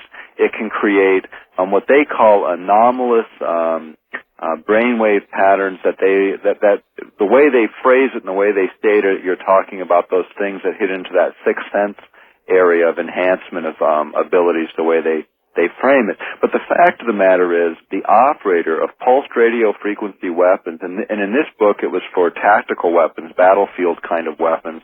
What we have with HARP is the biggest delivery system ever contemplated by man, and except in the sense it was contemplated by J.F. Gordon MacDonald, who I referenced earlier, who said if you could electronically stroke the ionosphere in just the right wave, with just the right amount of energy, you could create mood swings over entire geographical regions. All right, now I want to backtrack with you just 1 second, please. You said pulsed emissions between 1 and, 22 hertz, did you say? I said 20 hertz. And that's what Heckscher said, but actually the ability to pulse for brainwave frequency is a little bit bigger than that. All right. But what I'm getting at here is if the goal of that is to map things underground, on the Earth, then standing upon the ground and absorbing more radiation, arguably, would be poor little electromagnetic human beings that are strolling about. In other words, it's got to go through us to get to the Earth, and God knows it's got to be strong to get into the Earth to do that mapping. It's going through everything, and it's going all the way down. And the other point to make here is one of the things John Heckscher said is that, hey, but don't worry, the amount of energy, the level of energy that hits the Earth, that returns to the Earth, is going to be about the size of, in terms of volume, about the same as what would occur naturally. The only difference is it's going to be coherent or rhythmic. Now, the important point here is let's assume that he's telling the truth in this instance, that it is going to be similar, except it's going to be coherent, rhythmic waves. What Jose Delgado discovered, and Jose Delgado was an electrophysiologist educated in Madrid who came to the United States, worked at Yale University, was well regarded internationally as one of the specialists in the field of brain research, and he found that pulsed radio frequency, and shaped in just the right way, could in fact change animal and human behavior like throwing a light switch on and off from being lethargic to excited, just boom, boom, boom, boom, boom, boom, back and forth, at energy levels 1/50th of that occurring in the Earth, except it was coherent or rhythmic or controlled in just the right way. So 50 times more power than is necessary to create mood swings is going to be used in that one experiment. Now the question will come up is, well, is that intentional or is it accidental? Who cares? The fact is it can happen. And the point is, if you take it, the question is, well, would the government do this? There was a book that we found in our research called Between Two Ages, written by Zbigniew Brzezinski, who was National Security Advisor to Jimmy Carter. The book was called Between Two Ages, and on page 57 of that book, what he suggests is, in fact, that they can create these kind of effects, and later in the text, he suggests that if this government were to have that capability, they would be tempted. In fact, they would use it. Now, this is a national security advisor to a president suggesting they would use it, not Dr. Nick Begich suggesting they would use it, although I agree with them, I think they will. The fact of the matter is, if they have the capability, they're going to seek to demonstrate that capability. And our concern is, again, these are the kinds of things that Americans need to be involved with, that we need to be asking questions about, because this isn't just some subtle ionospheric research project. This is a proof of concept project to demonstrate for the military what these weapons are capable of so they can deploy them on a larger and larger scale. This is the same way they start every major weapons program. Nothing is unique or different about this. All right, Doctor. As you know, and as I've said in the past, this new audience will not be aware, I spoke with the HARP program manager in Boston, John Heckscher, the man you've been referring to. I gave him an opportunity to come on this show, not to be pinned to the wall, not for it to be a contentious interview, but for him to be able to come on and give his side of the argument. He at first declined, and then when I pressed him, he said, well, they're not going to allow me to come on. And what do you read into that? I mean, what do you read into that? Well, I think that what's happened is they figured that our activity here would be short-lived and would dissipate, and that the energy behind our objection to this science would go away. Let me tell you what he said. Actually, what he said. His response was, "Well, if I came on, I'd just be preaching to the choir." Now, he had a copy of the program, the last program that I did with you. And I think I had the feeling, I had the sense that it scared him. And I began to ask him some technical questions about the focus of energy on the ionosphere with the narrow beam width. In other words, the exact opposite of the other ionospheric heaters. He mentioned those to me. And I said, yes, but HARP is going to be focusing the energy from the ground, if you think of it, to a tiny little spot at the ionosphere. And you're going to be delivering so much more than has ever been delivered before, and he just went silent. Well, you know, the whole thing is, in terms of where I think John Heckscher is, my fax was going crazy too, sorry about that, where John Heckscher's coming from on a lot of this. When he says he would just be preaching to the choir, yeah. You know, maybe the American taxpayer is the choir that he ought to be preaching to. You know, we're the people paying for this system. And he certainly, or this program certainly ought to be accountable to every one of us listening to this broadcast or participating in this broadcast. That is his job. And Americans, public servants in American life have forgotten who they work for. His program managers won't let him on, but certainly it's time for this debate to be moved into the public forum. And it shouldn't just be happening from a few lone researchers out here. It should be happening at all levels.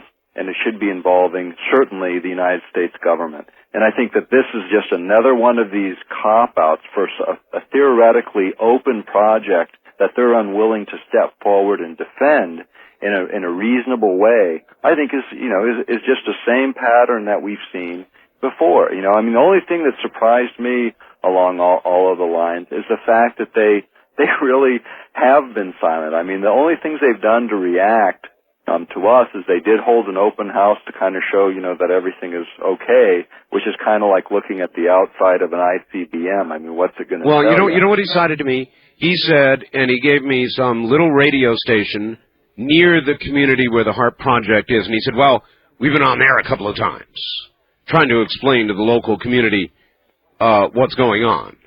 Right. And how do people... You're in Alaska. Well, I'll tell you what. Hold on, if you would, just a moment. Here we are at the bottom of the hour, once again, tracking all kinds of stories this morning, the swarming earthquakes, the low-level volcanic alerts, of all things, for Mammoth Lakes, issued by USGS, and an 8 to 8.2 earthquake near Indonesia, for which tsunami alerts and warnings and watches and so forth have now been canceled. But that is a large, very large geologic event in an area called Dead on the Nose by a guy named Scallion. I'm Art Bell. We'll be right back. Doctor, you're back on the air again. All right, good to be back with you. Where did we leave off? Well, I'll tell you, instead of where did we leave off, I would like to ask exactly about what we're going to cover in depth in the newsletter, and that is go all the way back to before HAARP, to Nikola Tesla. Where is that connection, Doctor? Okay, this is, this was one of the mind triggerers for me. When I first started researching this project and pulled the first patents, which were the Eastland patents, in there, in every patent, there's a section that deals with the references, which is kind of where the inventor sort of draws their inspiration. And in this case, there were three notations, and two of those were New York Times articles, one from around 1915 and one, as memory serves me, around 1940 or 41. And the thing that struck me, first of all, reading the patent itself and looking at it, was this has got to be Tesla references. And then what I did is, of course, pull the microfilm on those articles, which were most revealing, because, in fact, that's exactly what those articles were about. And they were about a specific weapon system that Tesla had designed that was intended to, at distance, melt what he said would melt engines and provide 50 million volt potentials, as described in the article. And it was described graphically as bolts of lightning from the mythical Thor. So, I mean, what it was essentially describing was sort of the great-grandfather of the HAARP system. And this was the inspiration for Bernard Eastland to develop the HAARP radio frequency transmitter. Now, the other thing that's part of this project that we haven't even covered tonight was the idea of power beaming, of transferring electrical energy from one part on the planet to another, which was a long-held dream of Nikola Tesla's. In fact, what you mentioned as being one of the photographs in this upcoming newsletter, that's going to have that transmitter, which was underwritten by J.P. Morgan as a financier. But the unfortunate part was when Morgan found out that people were going to be able to essentially plug in for free, it sort of took the capitalistic incentive out of the program, and that was the end of it. But it is the precursor. It is the beginning of this whole wave of thinking. What Bernard Eastland was hired to do was to find a use for the energy, the natural gas that is owned by Atlantic Richfield on the North Slope of Alaska, which amounts to trillions of cubic feet. And Atlantic Richfield was the original owner of actually a package of 12 patents, which include 3 on power beaming, a number on ionospheric mirrors and over-the-horizon radar technologies, and then, of course, the ionospheric heater, the principle of focusing energy. What John Heckscher has said, and probably said to you also, Art, is that no, we're not using Bernard Eastland's patent. And they are using the principles behind Bernard Eastland's patent. Bernard pictured an antenna array much, much larger than what we have here in Alaska currently. However, it's the basic principle of focusing that they're using, and these other patents reference that original patent by Eastland because they require that focusing ability. So you have Eastland referencing Tesla and these other inventors referencing Eastland, which by default is, of course, also referencing the basic foundational work of Nikola Tesla. All right, Doctor, did you happen to see by any chance on NBC the other evening exclusive footage of the first missile shot down with a laser? I didn't see that, no. Well, NBC ran it, and they actually showed the missile in flight, the laser tracking, firing, and blowing it in half. Now, with that as a precursor, I want to read something to you. Rest your voice. HAARP is capable of being used as an anti-ballistic missile defense. This is a fax from Wayne in Phoenix. I used to work for the NSA, the National Security Agency. I designed parts of the Star Wars defense system. The President, Reagan at that time, wanted in the 80s. Do you remember one of the missile basing plans they were discussing that was called Dense Pack? We would place almost all of our land-based ICBMs in 2 or 3 bases, then try to defend those 2 or 3 bases against incoming ICBMs. Well, guess what? HAARP is the final phase of the system that I designed. our intel department had the actual circuit board designs of the Russian missile guidance systems. I designed a shaped array microwave transmitter that, when programmed properly, we could inject a voltage signal on the missile's positioning sensors and make it miss the dense packed bases. The final design would require a massive system located close to Russia so that we could modify the trajectory while the ICBM was still in the ascent stage. Does this sound like solid information, Doctor? It does. It kind of deviates a little bit from our understanding of what all is possible with this particular technology.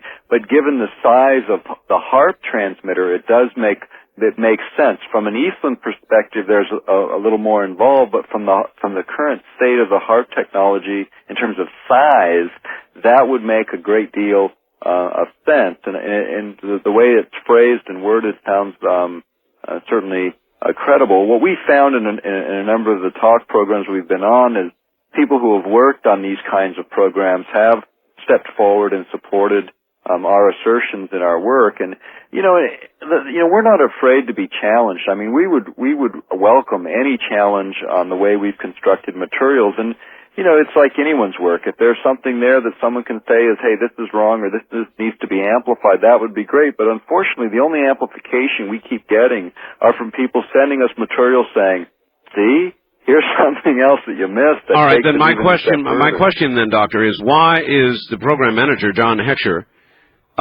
not willing? Frankly, I was hoping he would come on with you, but I didn't even get that far. I got to the first offering, which was to let him come on by himself and to let him say exactly what he wanted to say, and he gave me his, to be just preaching to the choir speech. Right. And then finally, my bosses won't let me speech. Now, why, if it's what he says it is, wouldn't he be anxious, more than anxious, to come on in a free-willing forum and challenge you with all of these assertions? Why in the world wouldn't he do that? Isn't that his job? Well, I would think it is, but again, from my perspective, we would welcome the opportunity. I would probably want to have one of my specialists on who's a little more familiar with the radio frequency side of it. But hey, we're willing to. We've challenged them in terms of, let's debate it. Let's get in front of a public body. Let's sit down. You bring your team, I'll bring my team. Let's see who can flush this thing out. And the fact of the matter is, why not? If it's so open and so honest and there's nothing sinister here, then why not bring it into the public forum? The fact that they won't tells me a great deal about where this program actually is. At some point, they probably are going to have to step forward, and what they've been hoping all along is that this thing would fizzle, but it's far from fizzling. I mean, it's gaining momentum, and it's continued to gain momentum. Yeah. This week, we had a 1-hour program on this technology that was aired on BBC television in Great Britain. We've had a lot of media contacts in the last month or so that have been encouraging. We're not sitting there with $1 trillion defense budget. We're sitting there with a budget derived from the work that we do independently. We're not funded by grants or special programs, and yet we've been able to put together very compelling arguments, as you know from reading our material. All right, let's get to that. Look, part of the way you're funded is by selling your book on this subject called "Angels Don't Play This Harp." You haven't plugged it. I've plugged plenty of stuff. You plug your book. How do they get your book, Doctor? Okay, there's two ways. You can get it by mail. The book is with freight, with air freight. It's an extra $3. With standard surface freight, it's $1.50. The book itself is $14.95, and you can get it by calling 907-249-9111 or by mail to Dr. Nick Begich, and that's spelled Begich, and that's at P.O. Box 201393, Anchorage, Alaska 99520. Give the number, if you would, one more time slowly. People, race for pencils and stuff. And Sure. The ordering number, and that number also has the mailing address on it when you call in, and that's a 24-hour number. It's area code 907-249-9111. Okay, I remember the last time we were on, somehow there were so many thousands of people calling that number, as there are going to be right now, that people got, even though we gave the number correctly, they got the number transposed in some horrid little way that put phone calls massively into the 911 emergency system up there in Anchorage. Well, actually, it was in Ketchikan, Alaska. Ketchikan, Alaska. The state trooper's phone number, and that was inadvertent.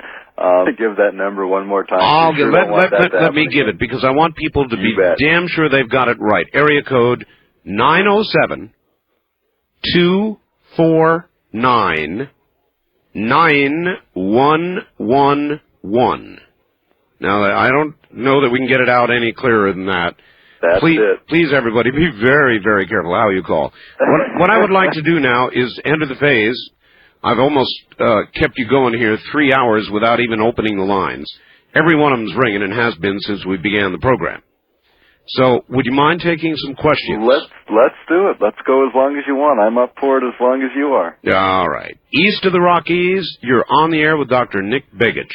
Yes, I'm 200 miles east of the center of the Rockies there, Art. Yes, sir. Pocatello. Yes.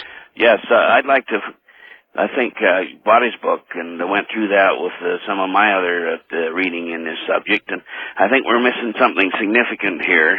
All right. And that is, if you plot a true line course, okay, between the HARP site and the possible high-powered transmitters which would reflect, it goes right into the western United States. You take the steering capabilities of it, and it covers the continental U.S. And when he talked about behavior modification, this is beyond experimentation. And I'm sure he could quote many references on this. I mean, he's done everything from, he mentioned mood swings, raising stress levels, affecting chemical hormone balance in the brain, affecting drowsiness. Gee, we don't have any of that going on, huh? Well, he mentioned the 1994 earthquake up there in Alaska. What he didn't mention is there was an experimentation just prior to that by the Department of Energy with deep nuclear blasts in Alaska, and that might have triggered that. Are you aware of that, Doctor? The 1964 earthquake. 64, I was unaware of the deep nuclear blast. I'd not really seen that correlation. What about what he said with regard to the West Coast and then the entire continental United States? Well, I know that they've picked the signal up. The only question I have is whether or not they can deliver the necessary power densities, and that is still unclear for this particular transmitter at this particular time. But again, as I mentioned earlier, those amplification effects that have been noted and well noted by HARP scientists while they were working on other projects is certainly there. So, I won't discount the possibility, and I did not mean to do that. I only said that, look, we don't have that independent monitoring to make those absolute precise correlations between weather effects and this particular transmitter. But again, I'm not going to say that it isn't possible, and I'm not going to say that is the cause. All right. But what we do know is that these transmitters have these capabilities. For the behavioral modification effects, that is a much, much lower power requirement than for weather modification. So that becomes much more possible in terms of this technology. All right. When I talked to the program manager, he said to me, there are other ionospheric heaters in the world, as we discussed earlier in the program, and a lot of people would have missed it. But the difference between those other ionospheric heaters and HARP is very, very significant. Their energy is wide-beamed up, while HARP's is wide-beamed from the bottom, designed to become narrow at the top, or the point that it hits, the point they wish to strike in the ionosphere. And the good parallel, the one we used earlier, was walk out in the sun, sunny day, no problem, you get a little sun, you get a little tan. take a magnifying glass and get that little dot right down there on your hand, leave it there, it'll burn a hole right through your hand, give it enough time. And that is the difference between this project, as I understand it, and other so-called ionospheric heaters, right? Right, and they try and have it both ways. You know, when they're defending the funding of the project, they talk about it as being the most unique, most powerful ionospheric heater in the world, Great. with this unique steering, focusing, and rapid scanning capability. Yeah. And then when they're defending themselves against people like me, they're saying, oh, no, this is just the same as everything else. Well, they know full well it's not. And what they're looking at is the rating on the ground. And as we said earlier in the first hour, that rating on the ground is really irrelevant. What's relevant, more relevant rather, is that little dot. Is what you get when you get to the top of that column of energy as it focuses in and delivers that very high density energy that then creates what the military calls a runaway effect that then is supposed to stable at some undefined in their documents or anywhere in the literature, some undefined level is how they state it. All right, I'm glad we've been able to do this, Doctor. Stand by. We're going to devote the next hour to telephone calls. I will give it one more time. To get copies of this program or the newsletter coming up devoted to HAARP, the number is 1-800-917-4278. That's 1-800-917-4278 to the phone when we get back. We've got a great big offer going on my book, The Art of Talk. It's a book I wrote about talk radio, about myself. It is available now in two forms. A beautiful hardcover edition and the brand new audio book.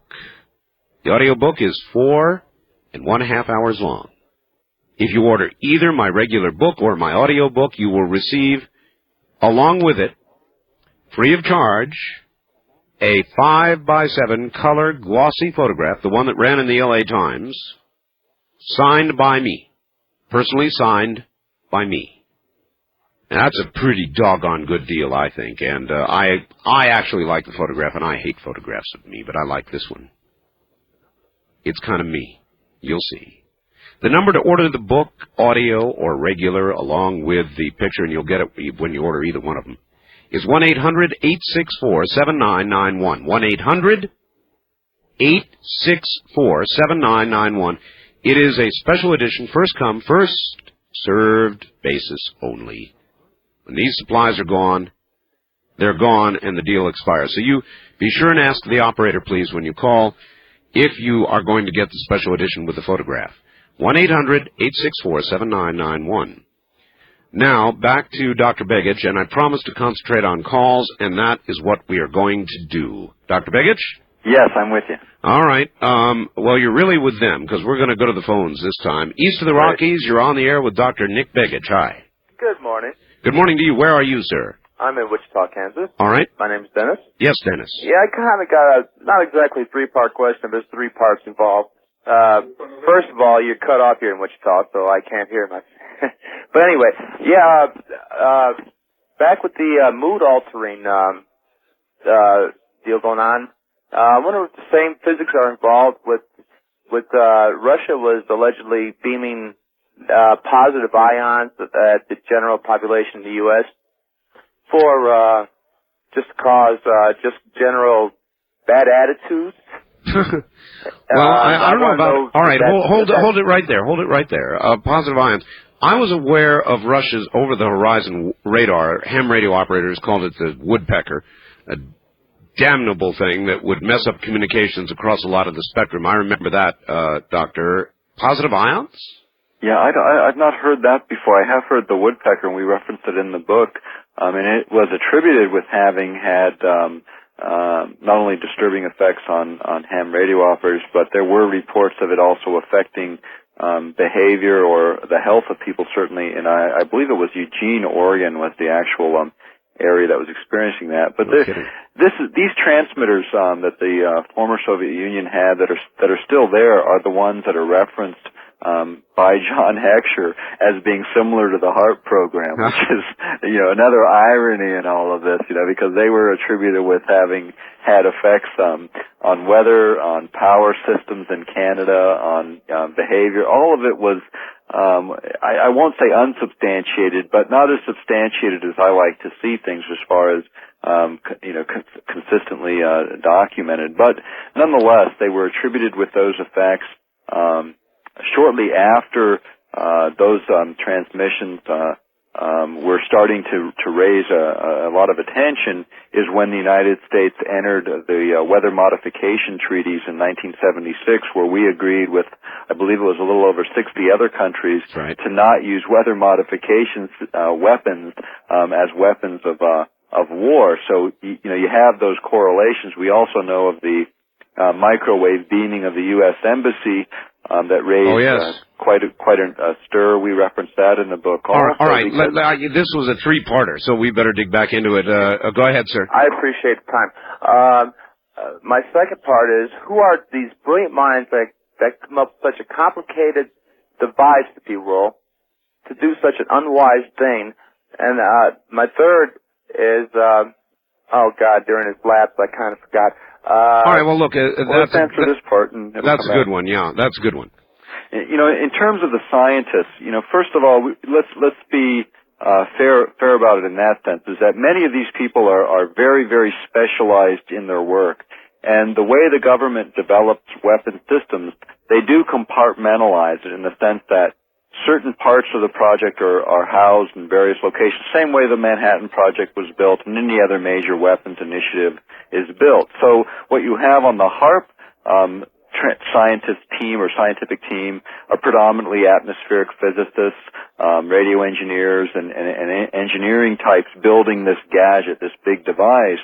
But on the other end of the country are where they're working with the effects, biological effects of radio frequency weapons. And here in Alaska, during the planning stage, they were talking about, no, they don't have any biological effects. Well, at the same time, on the other end of the country, they're getting funding based on the biological effects of pulsed radio frequency. So the scientific teams are compartmentalized, and they operate under a need-to-know principle where they get the information they need for their specific part, and that's what they're focused on.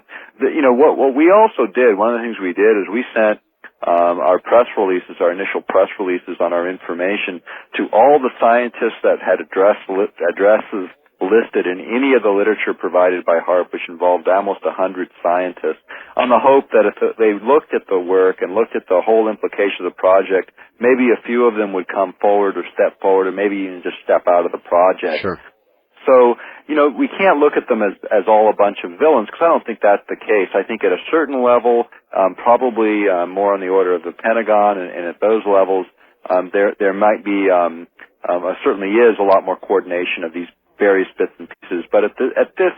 All right, Doctor, listen, here's what brings this on, and I want you to react to this. The reason you're on tonight, the reason we're doing this program is because of the conversation I had with the HAARP program manager, John Heckscher.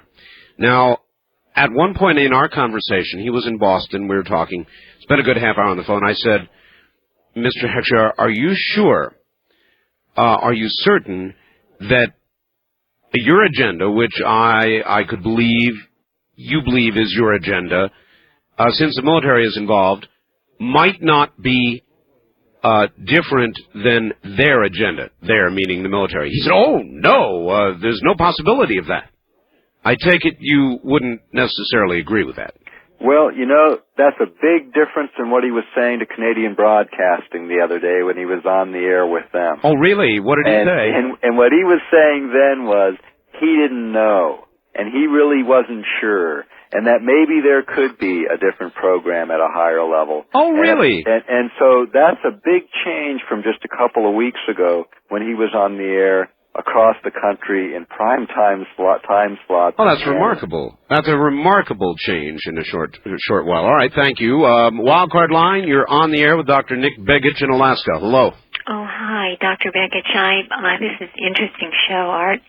Calling from California. Yes. And in view of national security, I can see where this is really quite something, and of course very valuable. But what the other side of the entity that's very frightening is the effect that it may have on human behavior. And will you be able to give some information regarding where we can write as Americans to make a voice about this? A good question. Really good question. Actually, there's a couple things that I would suggest is certainly contact your congressional delegations in your own areas and ask that this be open and open Senate hearings, that the people that are responsible and the people that are objecting have an opportunity to air our concerns. That would be one way. Another thing that we've asked people to do as we've been on radio across the country is to contact our state of Alaska's governor, Tony Knowles in Juneau, Alaska, and let him know that you really would like to see the state independently monitor it. Now, the standard response has been, we do know he's reading our book, because one was handed to him and he did write us and tell us he's looking through it and going through it. But the standard answer is, well, it's a federal project, we really don't have any control over it. Well, it's being front-ended through a university funded by the state, and the other part of it is it's affecting state residents here. Certainly that is a state issue. We have environmental concerns that have been raised. Those are legitimate issues raised by states and residents within states that our state government can indeed take an action on. A number of our legislators are now looking at it. So as people call, it's kind of the old saying, when the public starts screaming for answers, the politicians start scrambling to figure out what those answers are. And that is exactly what has just started to happen here in the last couple of months. Doctor, if there were congressional or Senate hearings held on this, would you want to testify? Absolutely, and I would want to bring my team into those hearings to be able to present our side and to openly debate anyone the military wants to present in those hearings, because I believe we can make a case to support what we've presented in our documents and in our book, and we can make a case for the kinds of things that we're asserting these technologies can do, and we can make a case for the fact that those particular technologies and uses represent extreme environmental dangers as well as dangers to the population. Gene, now why do I suspect those might not be open hearings? East of the Rockies, you're on the air with Dr. Nick Begich. Hi. Hello. Hello, where are you, sir? Caneyville, Kentucky. All right, extinguish your radio for us if you would, please. Yeah. Turn that off. Okay. All right, good. Go right ahead. All right. First thing, Dr. Begich. Could you tell us what HARP stands for again? I didn't get all that. It was a high frequency. It's a mouthful. It's a high frequency active auroral research project. It's the acronym the military has chosen as HARP for that lengthy title. Yeah. Okay. And the last time you was on Art's show, I believe I heard it. There's another one of these transmitters in Puerto Rico. Yes, it's configured differently. As we understand it, it may be under some condition of retrofitting to more closely parallel the capability of HARP, but it's been there for a good number of years. It's at Arecibo, Puerto Rico. It is referenced in the HARP documents as a similar transmitter, although in the documents they also reference it as less capable, although we do know it's going through some retrofitting, and we have heard that it is being retrofitted to have this focusing capacity as well. Okay, and I'll try to limit it to just a couple questions here. Do you think, in your opinion, that HARP was used in Kuwait? Oh, that is a very interesting question, and I'm going to add to it. Not just HARP. Do you think that other weapons, non-lethal weapons that would be in the category of HARP, were used or abused in that war? This is a very important point, and in terms of the HARP transmitter itself, I don't think so. But the principles on the basis of which HARP is constructed, yes. In other words, smaller, more tactical size weapon systems that use exactly the same principles as HARP could utilize in terms of its capability, yes. And why I think that is when you think back on that whole Gulf War situation of people coming out, the enemy, the fourth largest army in the world, essentially coming out in total states of confusion, totally disoriented, which is exactly the kind of effect you would see from radio frequency weapons. And more than that, the excuse was, well, we hammered them so heavily with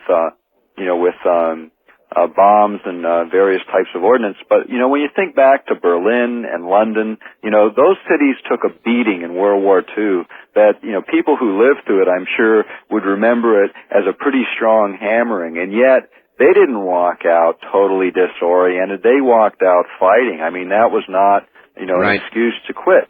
Doctor, I'm recalling that during that war, we literally, with earth movers, buried alive a lot of the enemy soldiers. It's a fact known but not widely known. Right. Many of them were dispatched in that manner.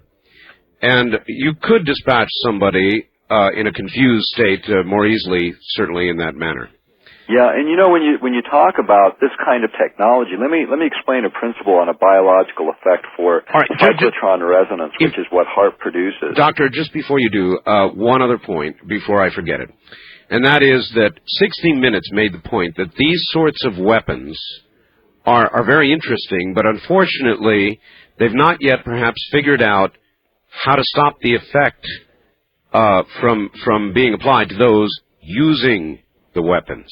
Okay, let's talk about the biological effect, and maybe this explains why some of our own servicemen have come back with these unexplainable disorders. That's where I was headed. Okay, because here's what happens, is when you, if you have in every human being in their body certain elements that in each of those elements resonate to a very specific frequency, and when you have, say in your body, which we all do, a certain amount of iodine, which in large doses is deadly, or certainly disabling, creates a number of negative effects, or any number of other elements, but in small amounts is not considered toxic. So you do the normal tests for these kinds of elements, and you would find that, it's no problem, they're below the toxicity level, they're okay.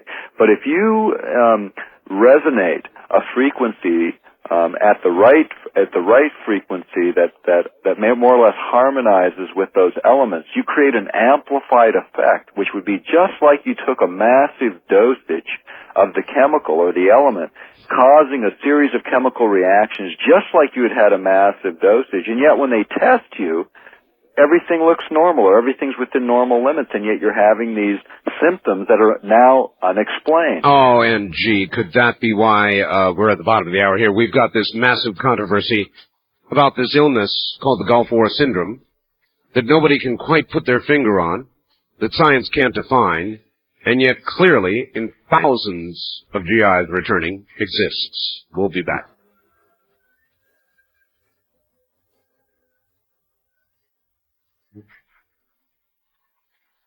All right, we're going to concentrate on the phone lines.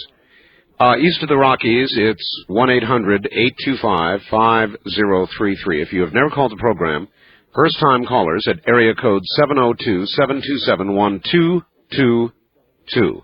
My guest is Dr. Nick Begich. He's up in Alaska, and he's back. And here we go, Doctor. East of the Rockies, you're on the air with Dr. Nick Begich.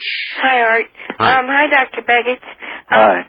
Could I ask you, is the HAARP project, is it able to trigger the New Madrid fault for a quake? And can you comment on the Oregon floods? And thank you. All right. I missed the last part of that. Well, I didn't.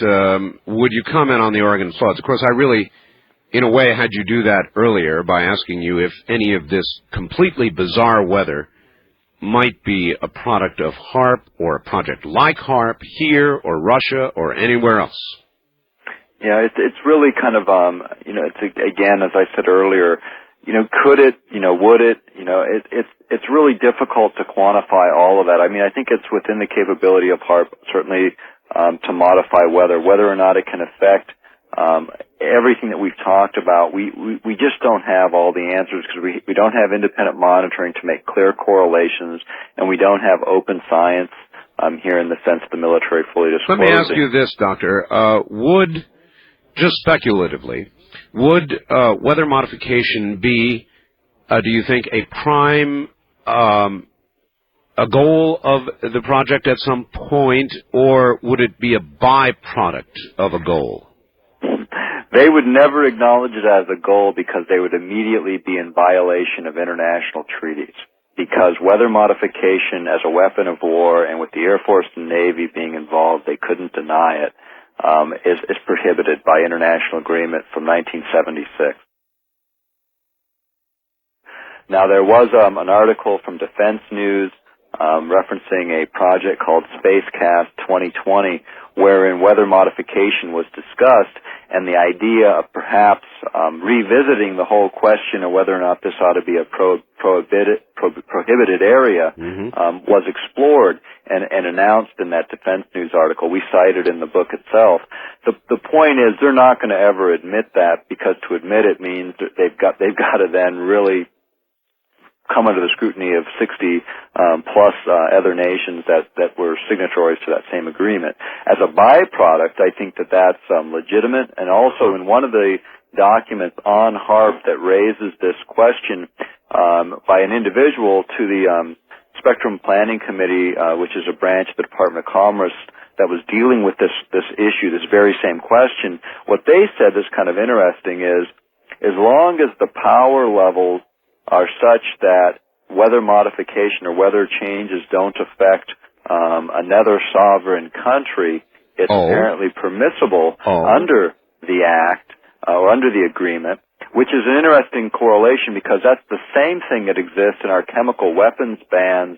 What we cannot use in a conflict with another country, a declared enemy, we can in fact continue to develop and use chemical and biological weapons domestically. And have done it. Yeah, and that is right in these international agreements. And we cite the paragraphs and sections of that particular international agreement, again, in the book, to draw people's attention to the fact that, here we have technologies that we can't even use against someone we declare as an enemy, and yet we can continue to use or can use against our own people. In fact, in the whole non-lethal weapons area, which includes chemicals as well as all of these other things we've been discussing, there's been 3 meetings that we cite in the book, conferences between Department of Defense and Department of Justice from 1980, early 80s, and then 87, and then one in the 90s. The one in the 90s, the last one, was actually sponsored by Los Alamos Laboratories, and the whole conference was classified except for the agenda. On the agenda were radio frequency weapons, among other things. And what they were essentially doing is talking about the transfer of technology from Department of Defense to Department of Justice. And then as late as 1994, there was a draft policy that was later solidified in a memorandum of agreement between Department of Defense and Department of Justice, doing exactly that, transferring these technologies and developing a method for dual use of a number of these technologies between those two departments to specifically utilize them domestically. So, Doctor, if I could, let me return to an earlier point with regard to the Gulf War. There have been Gulf War hearings, Gulf War syndrome hearings in Washington, a number of them. And all kinds of people have testified to all kinds of things, usually chemical or biological or even nuclear, whether there was this or that exposure. Has there been any testimony in the hearings that enters in or questions the kind of areas that we're talking about right now? Not that I'm aware of. And this, I think the biological issues are like half the story, because one of the other ways that you could utilize a radio frequency weapon, as an example, would be to deliberately put into an environment, either by delivery through the ordnance that you're dropping, or perhaps even the heavy metals or trace elements that the ordnance itself has in it. And any of that would be taken into the system, the biological system, the human beings in the battlefield, and then to bombard the battlefield with radio frequency weapons to enhance the effects of those elements would be another way to deliver it. Or if you looked at a chemical agent delivered in such minute amounts that it was very, very difficult to detect, like what we heard about in the Gulf War, where it was detected just in these real strange sporadic areas. But if you can get just some of that into each of those people and then hit them with the right resonating frequency, then you might create an amplification effect that indeed would manifest itself as a serious illness or disorder or disease that would be unexplainable, which is exactly the kind of circumstances we have. So whether or not they were purely just biological or chemical agents, or whether or not they were enhanced in their effect by radio frequency, I think is most likely the case, because it's just the whole nature of how all of that is unfolding. And I think time will tell, whether we're right in that assertion or not. But it would be interesting to see the military brought to task as to what kind of new weapons technologies were tried, because they did announce going into Somalia, Bosnia, and I believe in Desert Storm as well, that they were going to take in a number of non-lethal weapons. And I know in the case of Somalia and Bosnia, they haven't fully disclosed what all those might be. And whenever the military is pinned down on radio frequency and microwave weapons, the general response is, sorry, can't talk about it, it's classified. Yes. Except on this last Sunday's 60-minute segment where those very weapon systems came up. Yes, they and did. And there were two people talking, and the one person in the military says to the other one, you're going to get in trouble for saying that. You're going to get in trouble for saying that. Yep. Because they spilled their guts and started to tell more than they should have. And then there was also then the story, Doctor, of General Schwarzkopf. That's somebody I really admire. A straightforward American. He said one of the most godforsaken decisions he had to make during the war was whether or not to bomb the biological chemical facilities of Saddam Hussein. He said that the scientists who came to him said, use high heat, high light intensive bombs, and you will destroy these agents, or we think you will. So he said he had to make that decision without a full assurance that there would be total destruction of these horrible things. Yeah. And I have to wonder, frankly, whether there was total destruction. Yes, because in this case, as we're speaking, even if some of this were to escape into the environment, be picked up and absorbed by people, and then hit with this new class of weapons resonating at the right frequencies, we've got big problems. And whether it's accidental, deliberate, the whole war is ugly, war is horrible. We all agree on that. But maybe these weapons go to the same classification as what we found in the trenches in World War I, that, biological, or in that case, chemical agents were inhumane. And maybe that's really what we're talking about here, is the inhumanity of a weapon system that can create these kind of effects, and the need for them becomes somewhat questionable, particularly when you consider these technological transfers to the Department of Justice, when you consider the whole concept of the military in this case, looking at the introduction of new technologies that they know full well run counter to American values, and they actually spell it out in their own documents, and yet they're looking for ways to bring them All right, Doctor, back to the phones. East of the Rockies, you're on the air with Dr. Nick Begich. Hello. Hi, Mark in Madison. Madison, Wisconsin, yes. WTDY. You bet. Let's just get to the bottom line. What you guys are talking about is that if this is really true, it's all hypothetical right now, but if it's really true that they're actually using this technology, it would be beyond any lay person's comprehensions that they would even want to use these things. I'm sorry, it is not hypothetical, is it, Doctor? No, in fact, our book is extremely well footnoted. We have 350 footnotes covering each of the major points. Our own opinions are clearly stated as our opinions, and the facts are clearly stated as such. We extensively quote government documents. This book was not put together in the way many books on revealing startling subjects are. We were very, very careful to follow, some strict standard of at least journalistic presentation, so that people could look at it, read it, and understand it, because we do explain it very well so lay people can understand our work, and then be able to footnote it in a way so you can go right back to those source documents yourself, see them in their full context, and know quite clearly that what we've said is exactly the state of the technology today. It's not hypothetical. It's not written in a way that can't be understood.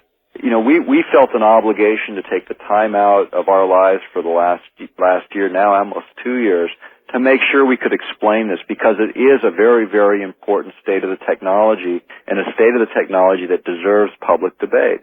It's not that we don't think we need a strong defense. Quite to the contrary, we do, but we need a strong defense that also is reflective of American values. I mean, what are we defending? We're defending those very values that in many ways these weapon systems violate, and that just does not sit well with me as an American, and it does not sit well with most of the people that read our material and hear our story. A lot of people think what you're talking about is pure science fiction. They think it's some future projection of something that might be done. Well, it's not. It's being done now. It's being done right up there in Alaska. That's right. All right. First-time caller line. You're on the air with Dr. Nick Begich. Hello. No, I think we just missed that person. East of the Rockies, you're on the air. Hello. Good morning, Art. Good morning. Where are you, sir? Milwaukee, Wisconsin. All right. I wanted to ask him a question. I believe on your last show you had a scenario of using this microwave energy that if they were to use it, you'd be walking around and you hear a clicking in your head, and being that we're 98% water, what would happen to us? What we were probably talking about, I mean, I know we got a question, I don't remember which show it was on, whether it was Arts or a different one, about the Taos hum, which is perceived as that way, and certain radio frequencies, certain people perceive them as a buzz or a low, like diesel rumbling sound. Doctor, let me interrupt. I can tell you what he's talking about. He's confusing guests. I had a guest on who wrote a book called Sunstroke, which was actually science fiction, although there is such a project ongoing to beam back to Earth via satellite by microwave, energy gathered in space. Park a satellite in geosynchronous orbit, gather in the power, put it into klystrons, and transmit it back to Earth. It is a technology that could be achieved. Now, were this satellite to drift a little bit out of its window, as satellites can be known to do, this microwave beam would begin scorching across the Earth, and that's where the clicking sound came from. That would be the first warning that you were being literally cooked by microwaves, and that's what the caller was referring to. East of the Rockies, you're on the air with Dr. Nick Begich. Hello there. Hello. Yes, sir. You're on the air. Where are you? St. Louis, Missouri. All right, go ahead. I was wondering, you mentioned Nikola Tesla's idea of free energy transmission? Yes. Over an open-air medium? My Yes. question is, this technology seems more useful as an electromagnetic propulsion system. If these large amounts of energy can be built up by a domino effect of magnetic resonance buildup, I was wondering if this could be a possible application of this technology. All right. It's beyond the scope of my expertise to answer the question. I'm sorry. Tesla was attributed with a lot of interesting ideas and technologies, but I really can't. I don't feel qualified to answer that particular question. No, I'm glad that you're really not actually ranging out of your field, and I appreciate that. West of the Rockies, you're on the air with Dr. Nick Begich. Hello. Art. Yes. It's Magic Christian from Ventura, California. Yes. Good evening, Dr. Begich. Good evening. Good to speak to you. I don't know if what your belief system is, and this might sound like an off-the-wall question concerning a belief system, but as my moniker states, I'm a Christian, Bible-believing. Are you familiar with Hal Lindsey? Yes. Well, he writes on scientific matters as well as biblical prophecy and the applications thereof. He wrote in one of his books a follow-up to The Late Great Planet Earth called Satan is Alive and Well on Planet Earth. Yeah, I read the book. Are you familiar with him saying the Prince of the Power of the Air reference that Paul makes in the New Testament could very well be electricity or electromagnetism? I've heard it referenced. It was a while since I read that book, but I've heard it referenced in discussion of this subject before by folks with similar belief systems as yours. All right. Well, he's right. We're a little far afield here scientifically. East of the Rockies, you're on the air with Dr. Nick Begich. Hello. Yes, the name of the book. The name of the book is Angels Don't Play This Harp. H-A-A-R-P. Where are you calling from, please? KTRH, Houston, Texas. Houston. All right. Any questions? Yes, I was a welder at one time, and I believe I heard Mr. Begich mention that he wasn't an expert on RF frequency, but I was just curious if he could maybe highlight anything about TIG-type welding in the radio frequency of it. All right, I'd be interested in that myself. Welding, welders use incredibly high amperage, which must generate an electromagnetic field as they do their welding. Would that be an accurate statement? Yeah, obviously, wherever you have electric current, you have magnetic field. that would correspond to it.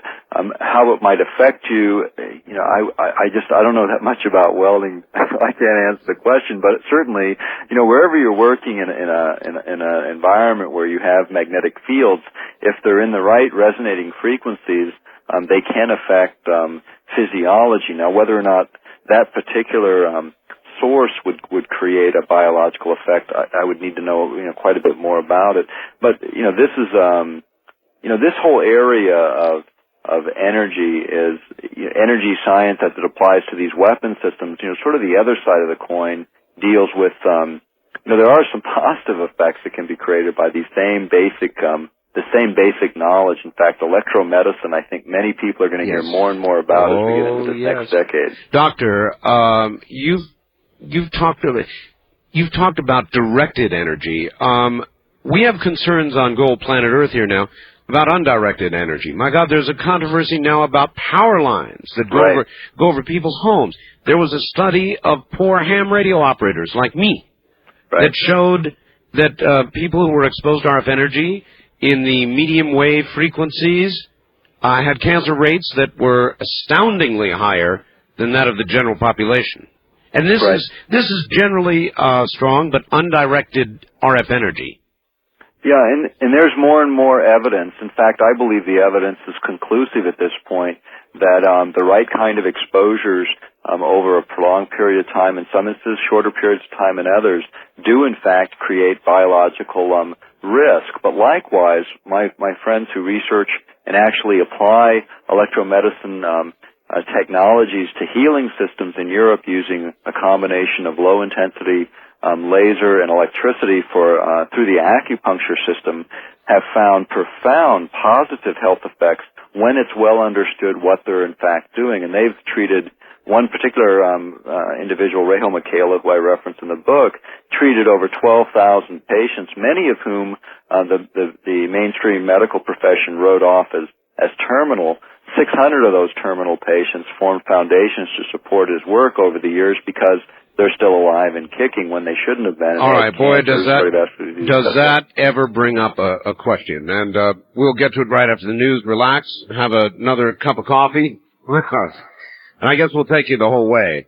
I'm going to ask the doctor about something Wayne Green said when he was on the program, when we come back.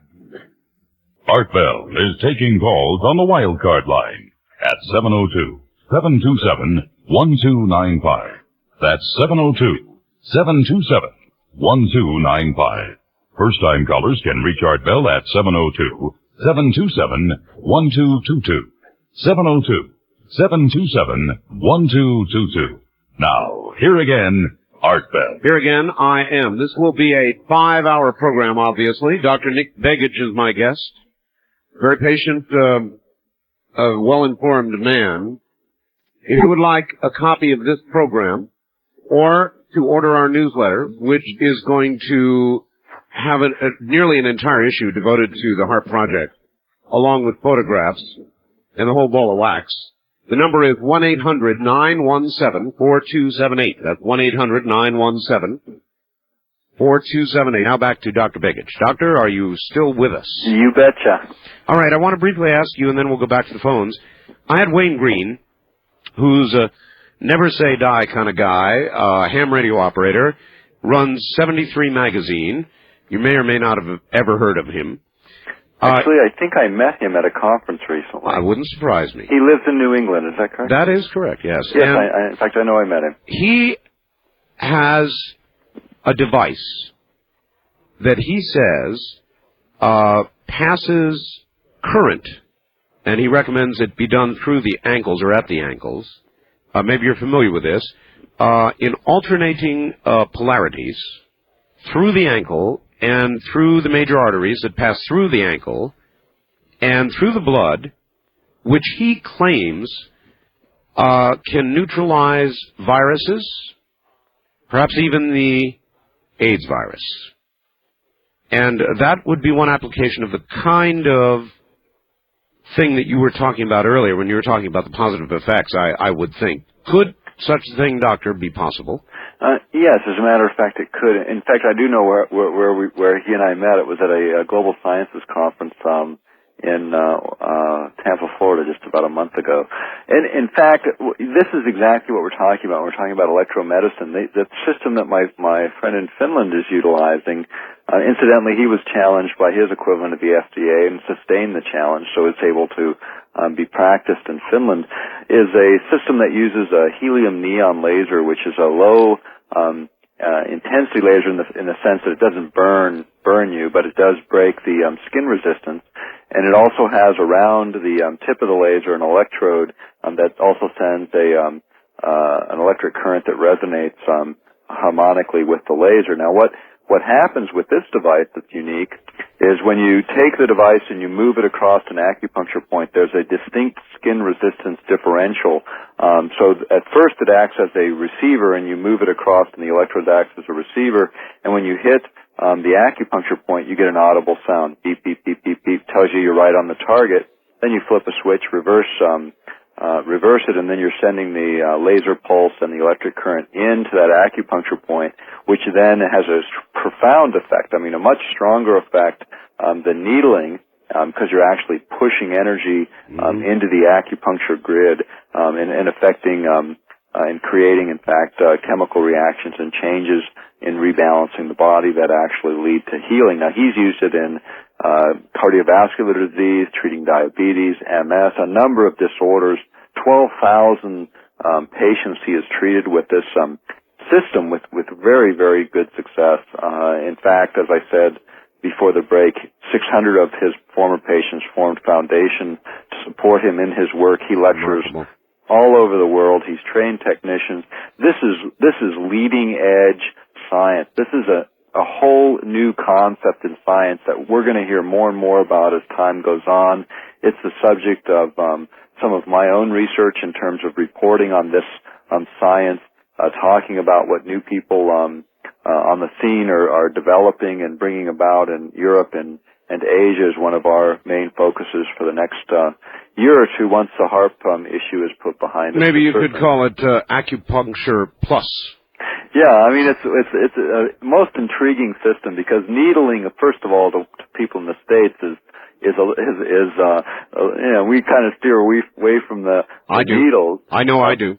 And at the same time, you don't have the risk of infectious disease transmission.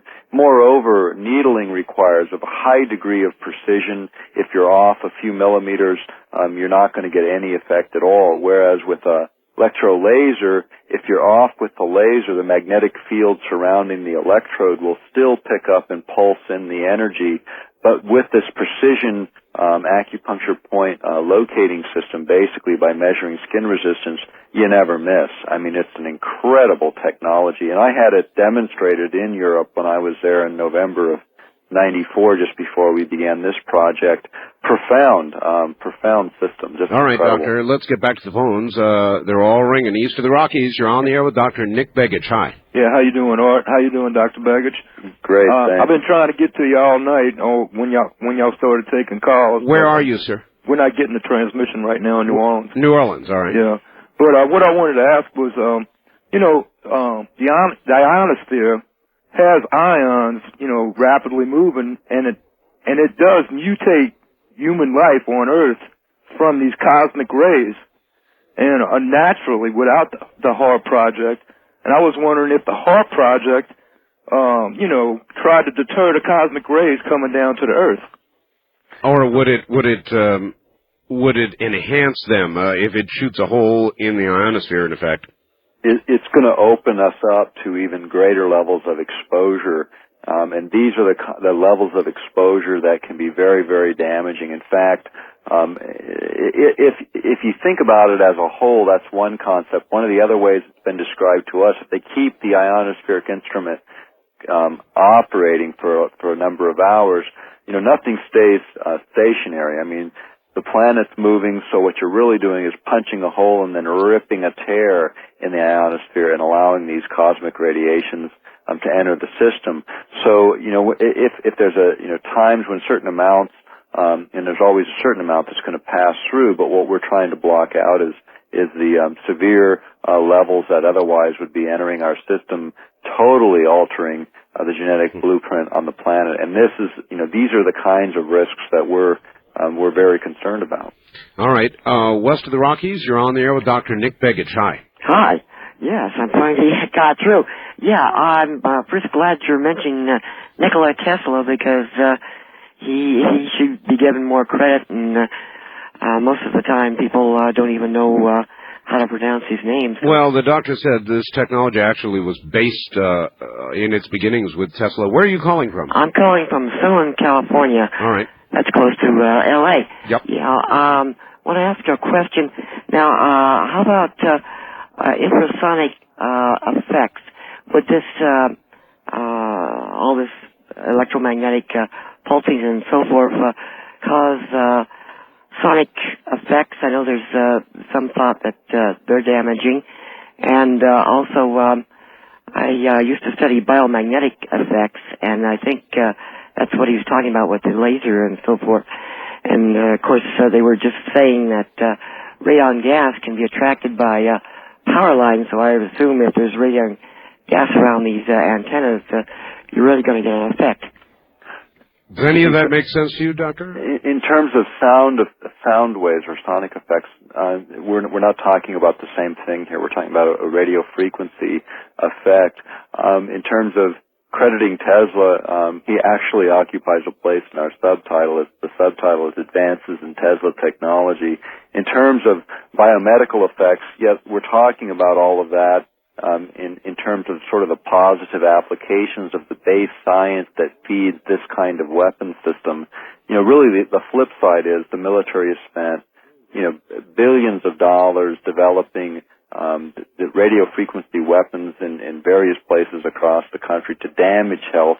Well, that same basic research, if it were released and open to the public, would advance electromedicine probably many decades, which otherwise is happening slowly by independent researchers, which is very, very unfortunate. In terms of radon gas, I really can't answer that part of the question. All right. First-time caller line, your turn with Dr. Nick Begich. Where are you calling from, please? Is this Larry in Pomona? Yes, sir. California? KABC? Yeah. I just after hearing your last show you did with Nick, there was I heard out of San Diego, there was a professor that got killed that was professor of tectonics. That's right, in San Diego, murdered. Yeah. I'm aware of that, yes. Oh, okay. I just was he? I'm not sure that it relates to anything. I'm sure you've heard about that, Doctor. Yeah, we got quite a bit of information about that after it happened because people were asking the same question. He was from the University of Alaska, Fairbanks, from the Geophysical Institute. He was a leading scientist. In all of the materials we reviewed, we did not see a correlation. However, we never did find out what specifically he intended to present in papers in California, which would have been interesting to see. And was there a motive established or anybody caught for the murder? I have no update on it. No, not as far as we know. In all the press reports that we have, and we have some researchers that have kind of kept us abreast of that, one in Fairbanks and one in another location in Alaska, that keep kind of checking the reports on it and have checked periodically through the university. And it appears to be a random act of violence once again, but who knows? I mean, it's anything beyond that would really be highly speculative. We just don't see it. He was a brilliant man. We're sorry to see his passing. He was one of the fathers of the whole idea of plate tectonics, which has changed the way we view our world, and he'll be missed, I'm sure, by many. And may be about to change our world. East of the Rockies, you're on the air with Dr. Nick Begich. Hi. Hello, Art. Hello. Where are you, sir? I'm in Fort Wayne, Indiana, listening to WGL. Excellent. My name is Elijah. Okay. And Art, can I ask you a favor first? Sure. Your show is going off the air right now. They put an infomercial on. Well, it's getting late. Yeah. So for the answer to my question, could you hold me on the line so I could hear? Yes. Go ahead. Thank you. Ask it. Nick. Yeah. I'm not very familiar with this, but I have heard of studies regarding birds thought to have an extended perception of the electromagnetic spectrum when compared to our own, and speculating that they use the Earth's magnetic field to allow the navigation of their seasonal migrations. Right. I had noticed this fall that flocks of birds were remaining here well into the fall, near even to the winter, and I even thought I saw a group of geese moving in a northerly direction, or at least one other than south, but assumed myself to be mistaken. So when I heard this program, it caused me to wonder if HARP and other similar projects globally could contribute to the disruption of ecosystems comprised of many various animals thought to use the electromagnetic spectrum in forms we do not fully understand or survive. I'm glad you raised the point because it is raised in our book, and there's some debate, as you said, about whether animals migrate based on orientation along magnetic lines or whether they migrate based upon gravity and light and other different kinds of orientations. There's strong evidence that the case of orienting along magnetic lines is in fact the case.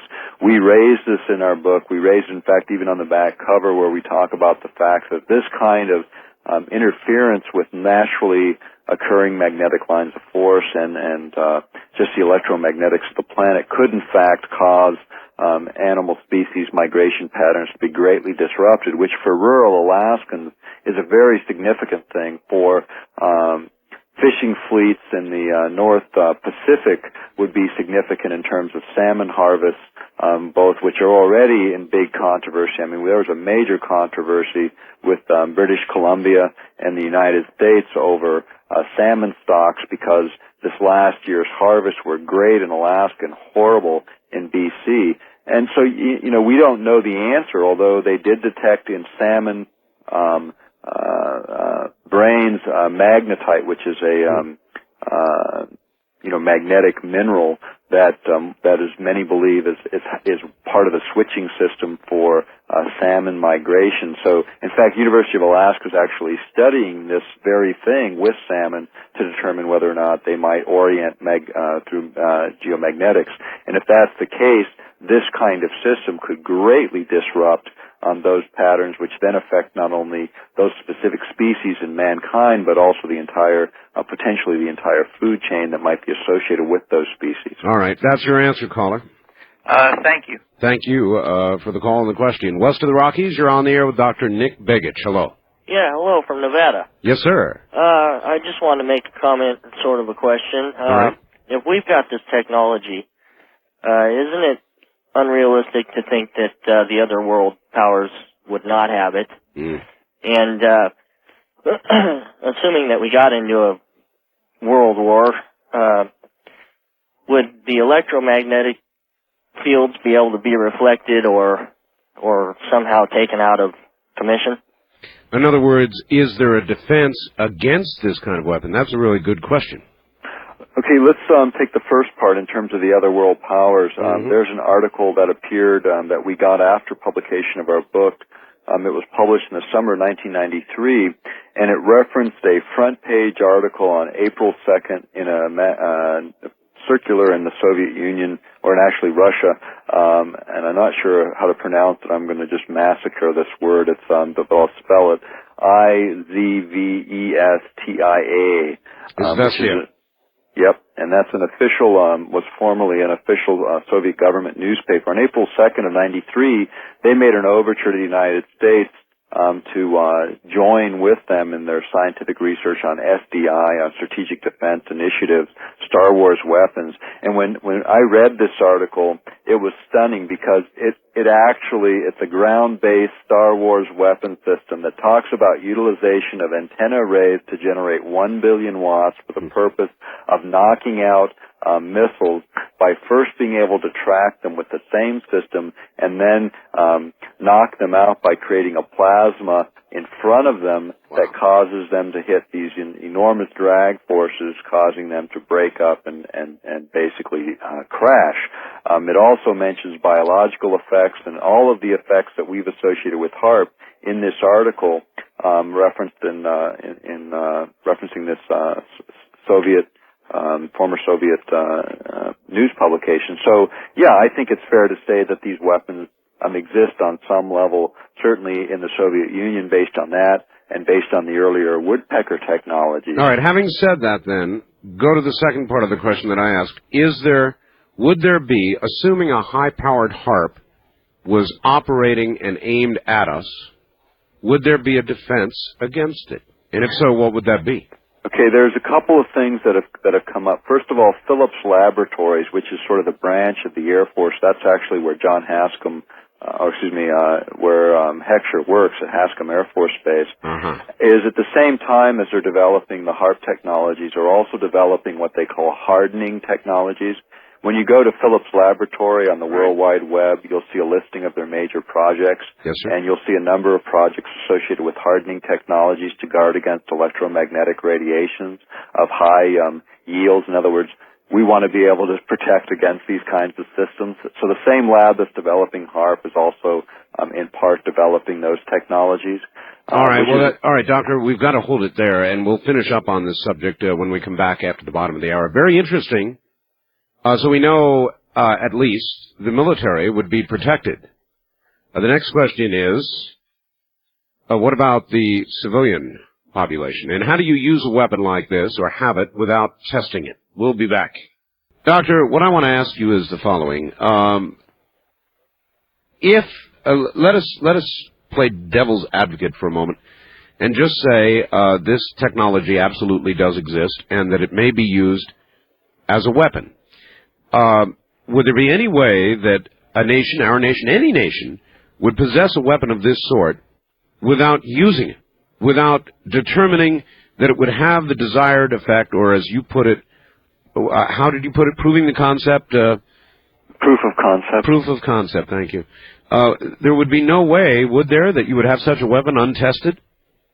I believe they've tested this type of technology. Normally, the ideal environment for testing this kind of weapon would be in a war scenario, and we've certainly had a number of minor conflicts from Panama to Grenada to Somalia to Bosnia. I mean, and on, the Gulf War.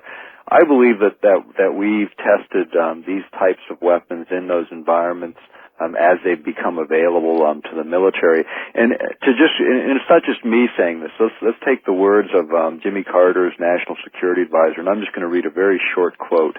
It says, "Unhindered by the restraints of traditional values, this elite would not hesitate to achieve its political ends by using the latest modern techniques for influencing public behavior and keeping society under close surveillance and control. Technical and scientific momentum would then feed on the situation it exploits."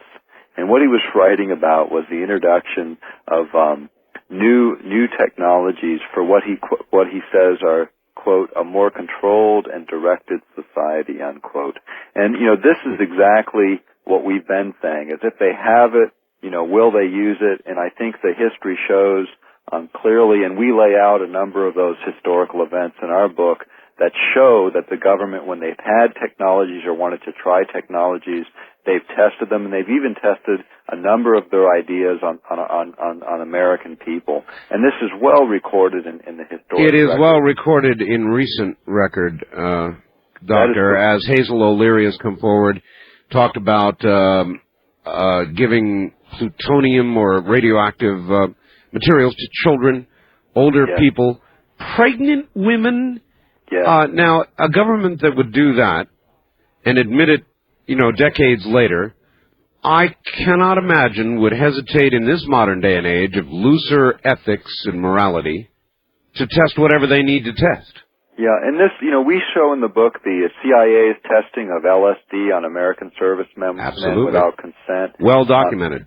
And there's, in fact, the document we drew from was a United States Senate report from June 1975, the report to the President by the Commission on CIA activities within the United States. It's a government document. It's cited in our book. Another example was the injection of radioactive iodine in native Alaskan populations. Currently, there's a $470 million lawsuit by native groups in Alaska against the federal government for those experiments that took place in the United States and Alaska. There's also in terms of wild science, the University of Alaska Fairbanks, the same university that's front-ending some of this project, entertained the idea of using 6 thermonuclear detonations on the surface of the ground at Point Hope, Alaska for excavating a bay. And this was scuttled. I mean, fortunately, it was scuttled by the 3 biological scientists associated with that project in the early 60s. And those scientists were blackballed from the academic community and only 2 years ago recognized by our state legislatures as the heroes that they indeed proved to be, because anyone contemplating that kind of a scheme today would be laughed right out of the room as being totally insane. Mad. Absolutely. You know, and the funny thing is, Doctor, there was a day in this country when if you had told me that our government was feeding nuclear this or that to children or pregnant women, they would have been fighting words for me. You bet. And literally, all of us feel that way, and we all feel a sense of betrayal when our government that's supposed to represent us has engaged in this kind of behavior. This is what we expect of the countries that we were in a Cold War with, and yet the same kind of things going on within this country is abominable. And the idea that they would continue along these lines, which I believe they have, and I think we prove it, lay it out very clearly in our work, that, you know, this is not science fiction. This is not something that we dreamed up. We have put together the source documents. We know it's the tip of a very large iceberg, but it is sufficient to cause anyone who reads this material to come to a conclusion that, hey, this deserves a public airing at a minimum. And you know, at best, a moratorium on this science until we can really, truly assess what we're about to embark on here in this technology. Doctor, I want to give you one more chance here, and I also want to do it to be careful, because the last time you gave out the number to order your book, it caused havoc in Alaska. So let's give the number very, very carefully, please. Okay, the ordering number is area code 907-249-9111. And the book is with fourth class freight at $16.45 with air priority, which gets you the book in 3 or 4 days. It is $17.95. If you dial that number, if you want to order by mail, it'll also give you the mailing address so you can do that. And that's how we operate. We operate on our own work, not our on grants or anything like that. So anything that you do in that regard is very helpful to us, and I think you'll find the book quite compelling and quite interesting. All right. East of the Rockies, whoops, you would have been. West of the Rockies, you're on the air with Dr. Nick Begich. Hello. Hi. In recent years, a lot of UFO activity has seemed to be craft that aren't physical, but more like energy in the sky, flying in formation, etc., going together and coming apart. And do you think there could be any relation between that and HARP? I would say that's kind of a reach. There have been many, many reports of the kinds of a craft, or I don't even know if you'd call them craft, sightings of what appear to be energy masses moving together and moving apart. He's right about that. But a relationship to HARP, do you see any way? No, I don't. There has been some unusual atmospheric observations up near the site. Nothing like that, however. What there was at one point observed, there was a barium rocket launch that basically allows you to see the magnetic lines of force. Yes. And then what they saw around the magnetic line of force was a coil formation, energy formation, which is exactly what is diagrammed in one of Bernard Eastland's diagrams that we used in the back of our book to demonstrate cyclotron resonance flowing the opposite direction of the energy flow in the magnetic line of force. Magnetic line of force moving from south to north, and yet this coiled spring moves just the opposite direction, which is what eventually would give the military this global shielding effect that they're looking for at higher energy levels. And all right. East of the Rockies, your turn with Dr. Nick Begich. Hello. Art, I'd like to say hi to you and to Nick. I'm Bob in Alabama. Hi, Bob. Art, I'd like to criticize both of you guys for one thing, and I'd like to exalt you guys and give you credit in another. Is that okay? Absolutely. Fair enough. Yep. Okay. You guys are trying to get information that should stay in the hands of people that you know are our friends. See? In other words, that's why a guy should not come on the show and let you pick him and open him up and give that information out to the enemy. But you guys are sharp. Both of you guys are. You're knowledgeable, you know. But think about it. I mean, we've got a lot of problems out here on this earth. All right, sir. I guess here's the way I would respond to it. The secrets that we may or may not be discussing or disclosing here are surely known and have been known to our enemy long before they are now known to the American public. Would you agree with that, Doctor? Yes, I would agree with that. So I don't think we're giving the enemy anything. I think that we're giving the people something, and that's information that both sides have had for a long time. Wildcard line, you're on the air with Dr. Nick Begich. Yeah, how you doing, Art? This is Mr. Nomad calling from Denver. Yes, sir. I've got a question for you. I was looking at my C. Crane catalog, and they offer an ELF VLF natural radio. That's right. And it picks up disturbances in the Earth's magnetosphere that you can listen to. You can actually listen to the sounds of the Earth, and I must tell you, I have one. And the sounds made by the Earth are somewhat disgusting. Really? Yeah. I could describe it as it almost sounds like the Earth has gas. You think this might be caused by the HARP project? I think it's caused by, well, I don't know what it's caused by. I'm just describing the sound to you. Right. And it's a very odd sound. It's a receiver worth getting if you're interested, particularly with the kind of Earth movements that we've been getting lately. But any comment as to whether the HARP project might affect any of these? Well, all right. It's a good question. In other words, Doctor, with a receiver of that sort, designed to listen to ELF frequencies, if HARP were turned on at a certain power level, or reflections from HARP were coming down in an area where you had a receiver like this, would it be swamped? I think that you might be able to distinguish a man-made signal from a natural, because a natural is not going to be coherent or rhythmic or create a beat that would be noticeable. Like the woodpecker, everyone remembers. That's why it got its name, because of that, that noise, that pecking kind of noise. So I think if it was a man-made signal, you would see something more coherent, and that would probably distinguish it from something natural, but it would have to be within the range of whatever that device is designed to pick up. So there'd be some sort of identifiable rhythm. Yeah, exactly. All right, no, that makes sense. West of the Rockies, you're on the air with Dr. Nick Begich. Hi. Good morning, Art, and good morning, Dr. Begich. A couple of questions. First, is the HARP project basically a phased array? Yes. Okay, great. That means that you can sort of electronically aim it in any direction that you want to. Yes. And also that the focusing properties would come from that. Absolutely. Yes. Okay, the second question is, last time you were on the program, Doctor, you mentioned the development of a white noise screen. Yes. Any progress? It has been developed. It's not being produced as of yet. Everyone that's on our mailing list, which is everyone that's ever bought a book from us, will have access to that as soon as it's available. And we'll also make it known to Art that it is available when it is on the market. I've gotten an opportunity to meet with Patrick Flanagan, talk with Patrick about the devices.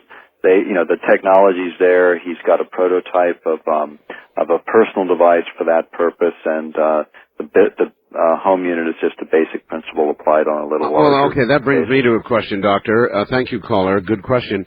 What kind of levels of white noise generation per millimeter do you think you would need Let me describe it the way he described it to me, okay? Because we're moving out of my area, but let me describe it. First of all, for the kinds of things that we'd be protecting against would be ELF in terms of the kinds of ELF power densities that would be relatively low, the kind that would be affecting, say, behavior and health. And also, this would also guard against ELF generated from other sources, not necessarily just HARP, but we're talking about those power line transmissions and that kind of ELF generation. And what he described, I'll describe the circuit because how it matches up, that is getting out of my area again, but let me describe it as he described it to me. And people with electronics background will be able to figure out how to build one of these if they wanted to build one on their own. Sure. What he envisioned was, first of all, a white noise generator, which sounds like, of course, the noise between radio stations, when you're flipping through the dial, more or less. Hash. But taking the leads off of the device that go to the speaker, take those leads off and take those leads and attach them to the input side of a power amplifier. Right. On the output side of the power amplifier, connect a conductor and loop that conductor around the area that you want to protect. And you have to make sure everything matches so you get the circuit to work correctly. But what it'll do is it'll create a field of white noise. Yes, and what will happen there is it keeps the ELF from locking on to a biological system like a human being. Sure. So what happens is it's still going to be there, but it's not going to be able to lock on to you, so it's not going to be able to alter anything about your body chemistry. Now, the white noise generator isn't throwing a signal into you that's doing something to you. It's just dissipating it, basically, so it can't lock on. And that's what you want to happen. You don't want it to lock on to where you start basically kind of moving with that ELF, which is then what begins to create these varying effects. Sure. The critical question, though, would be how much of a white noise generator in terms of output would you need to neutralize whatever was coming in, and you'd need to know what was coming in and that signal strength before you could determine that.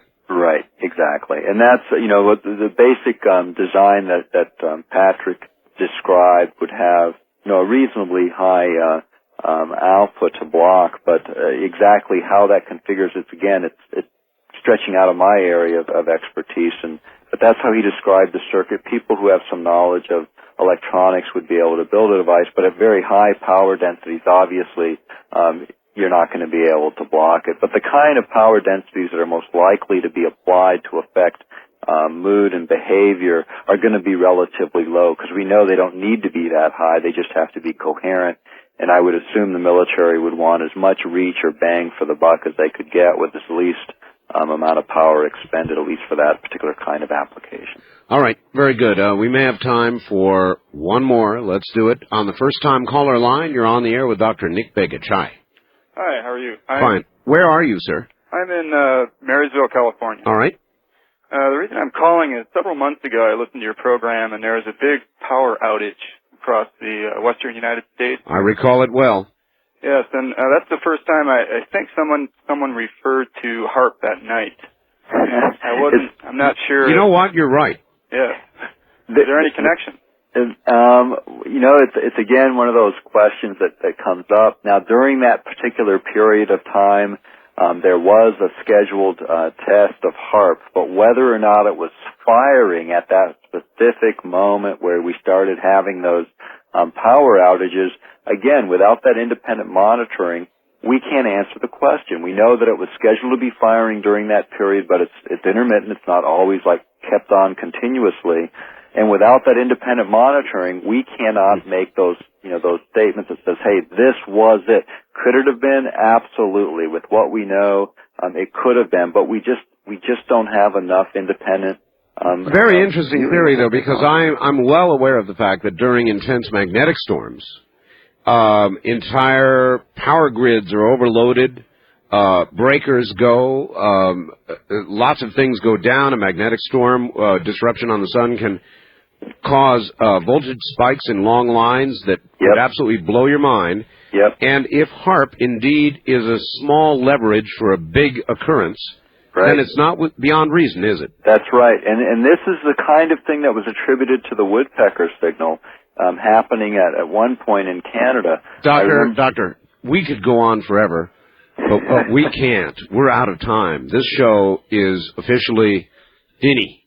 Hey, thank you for having me on again, and I just want to thank all of those that have stayed with us this 5 hours. It's been a great show.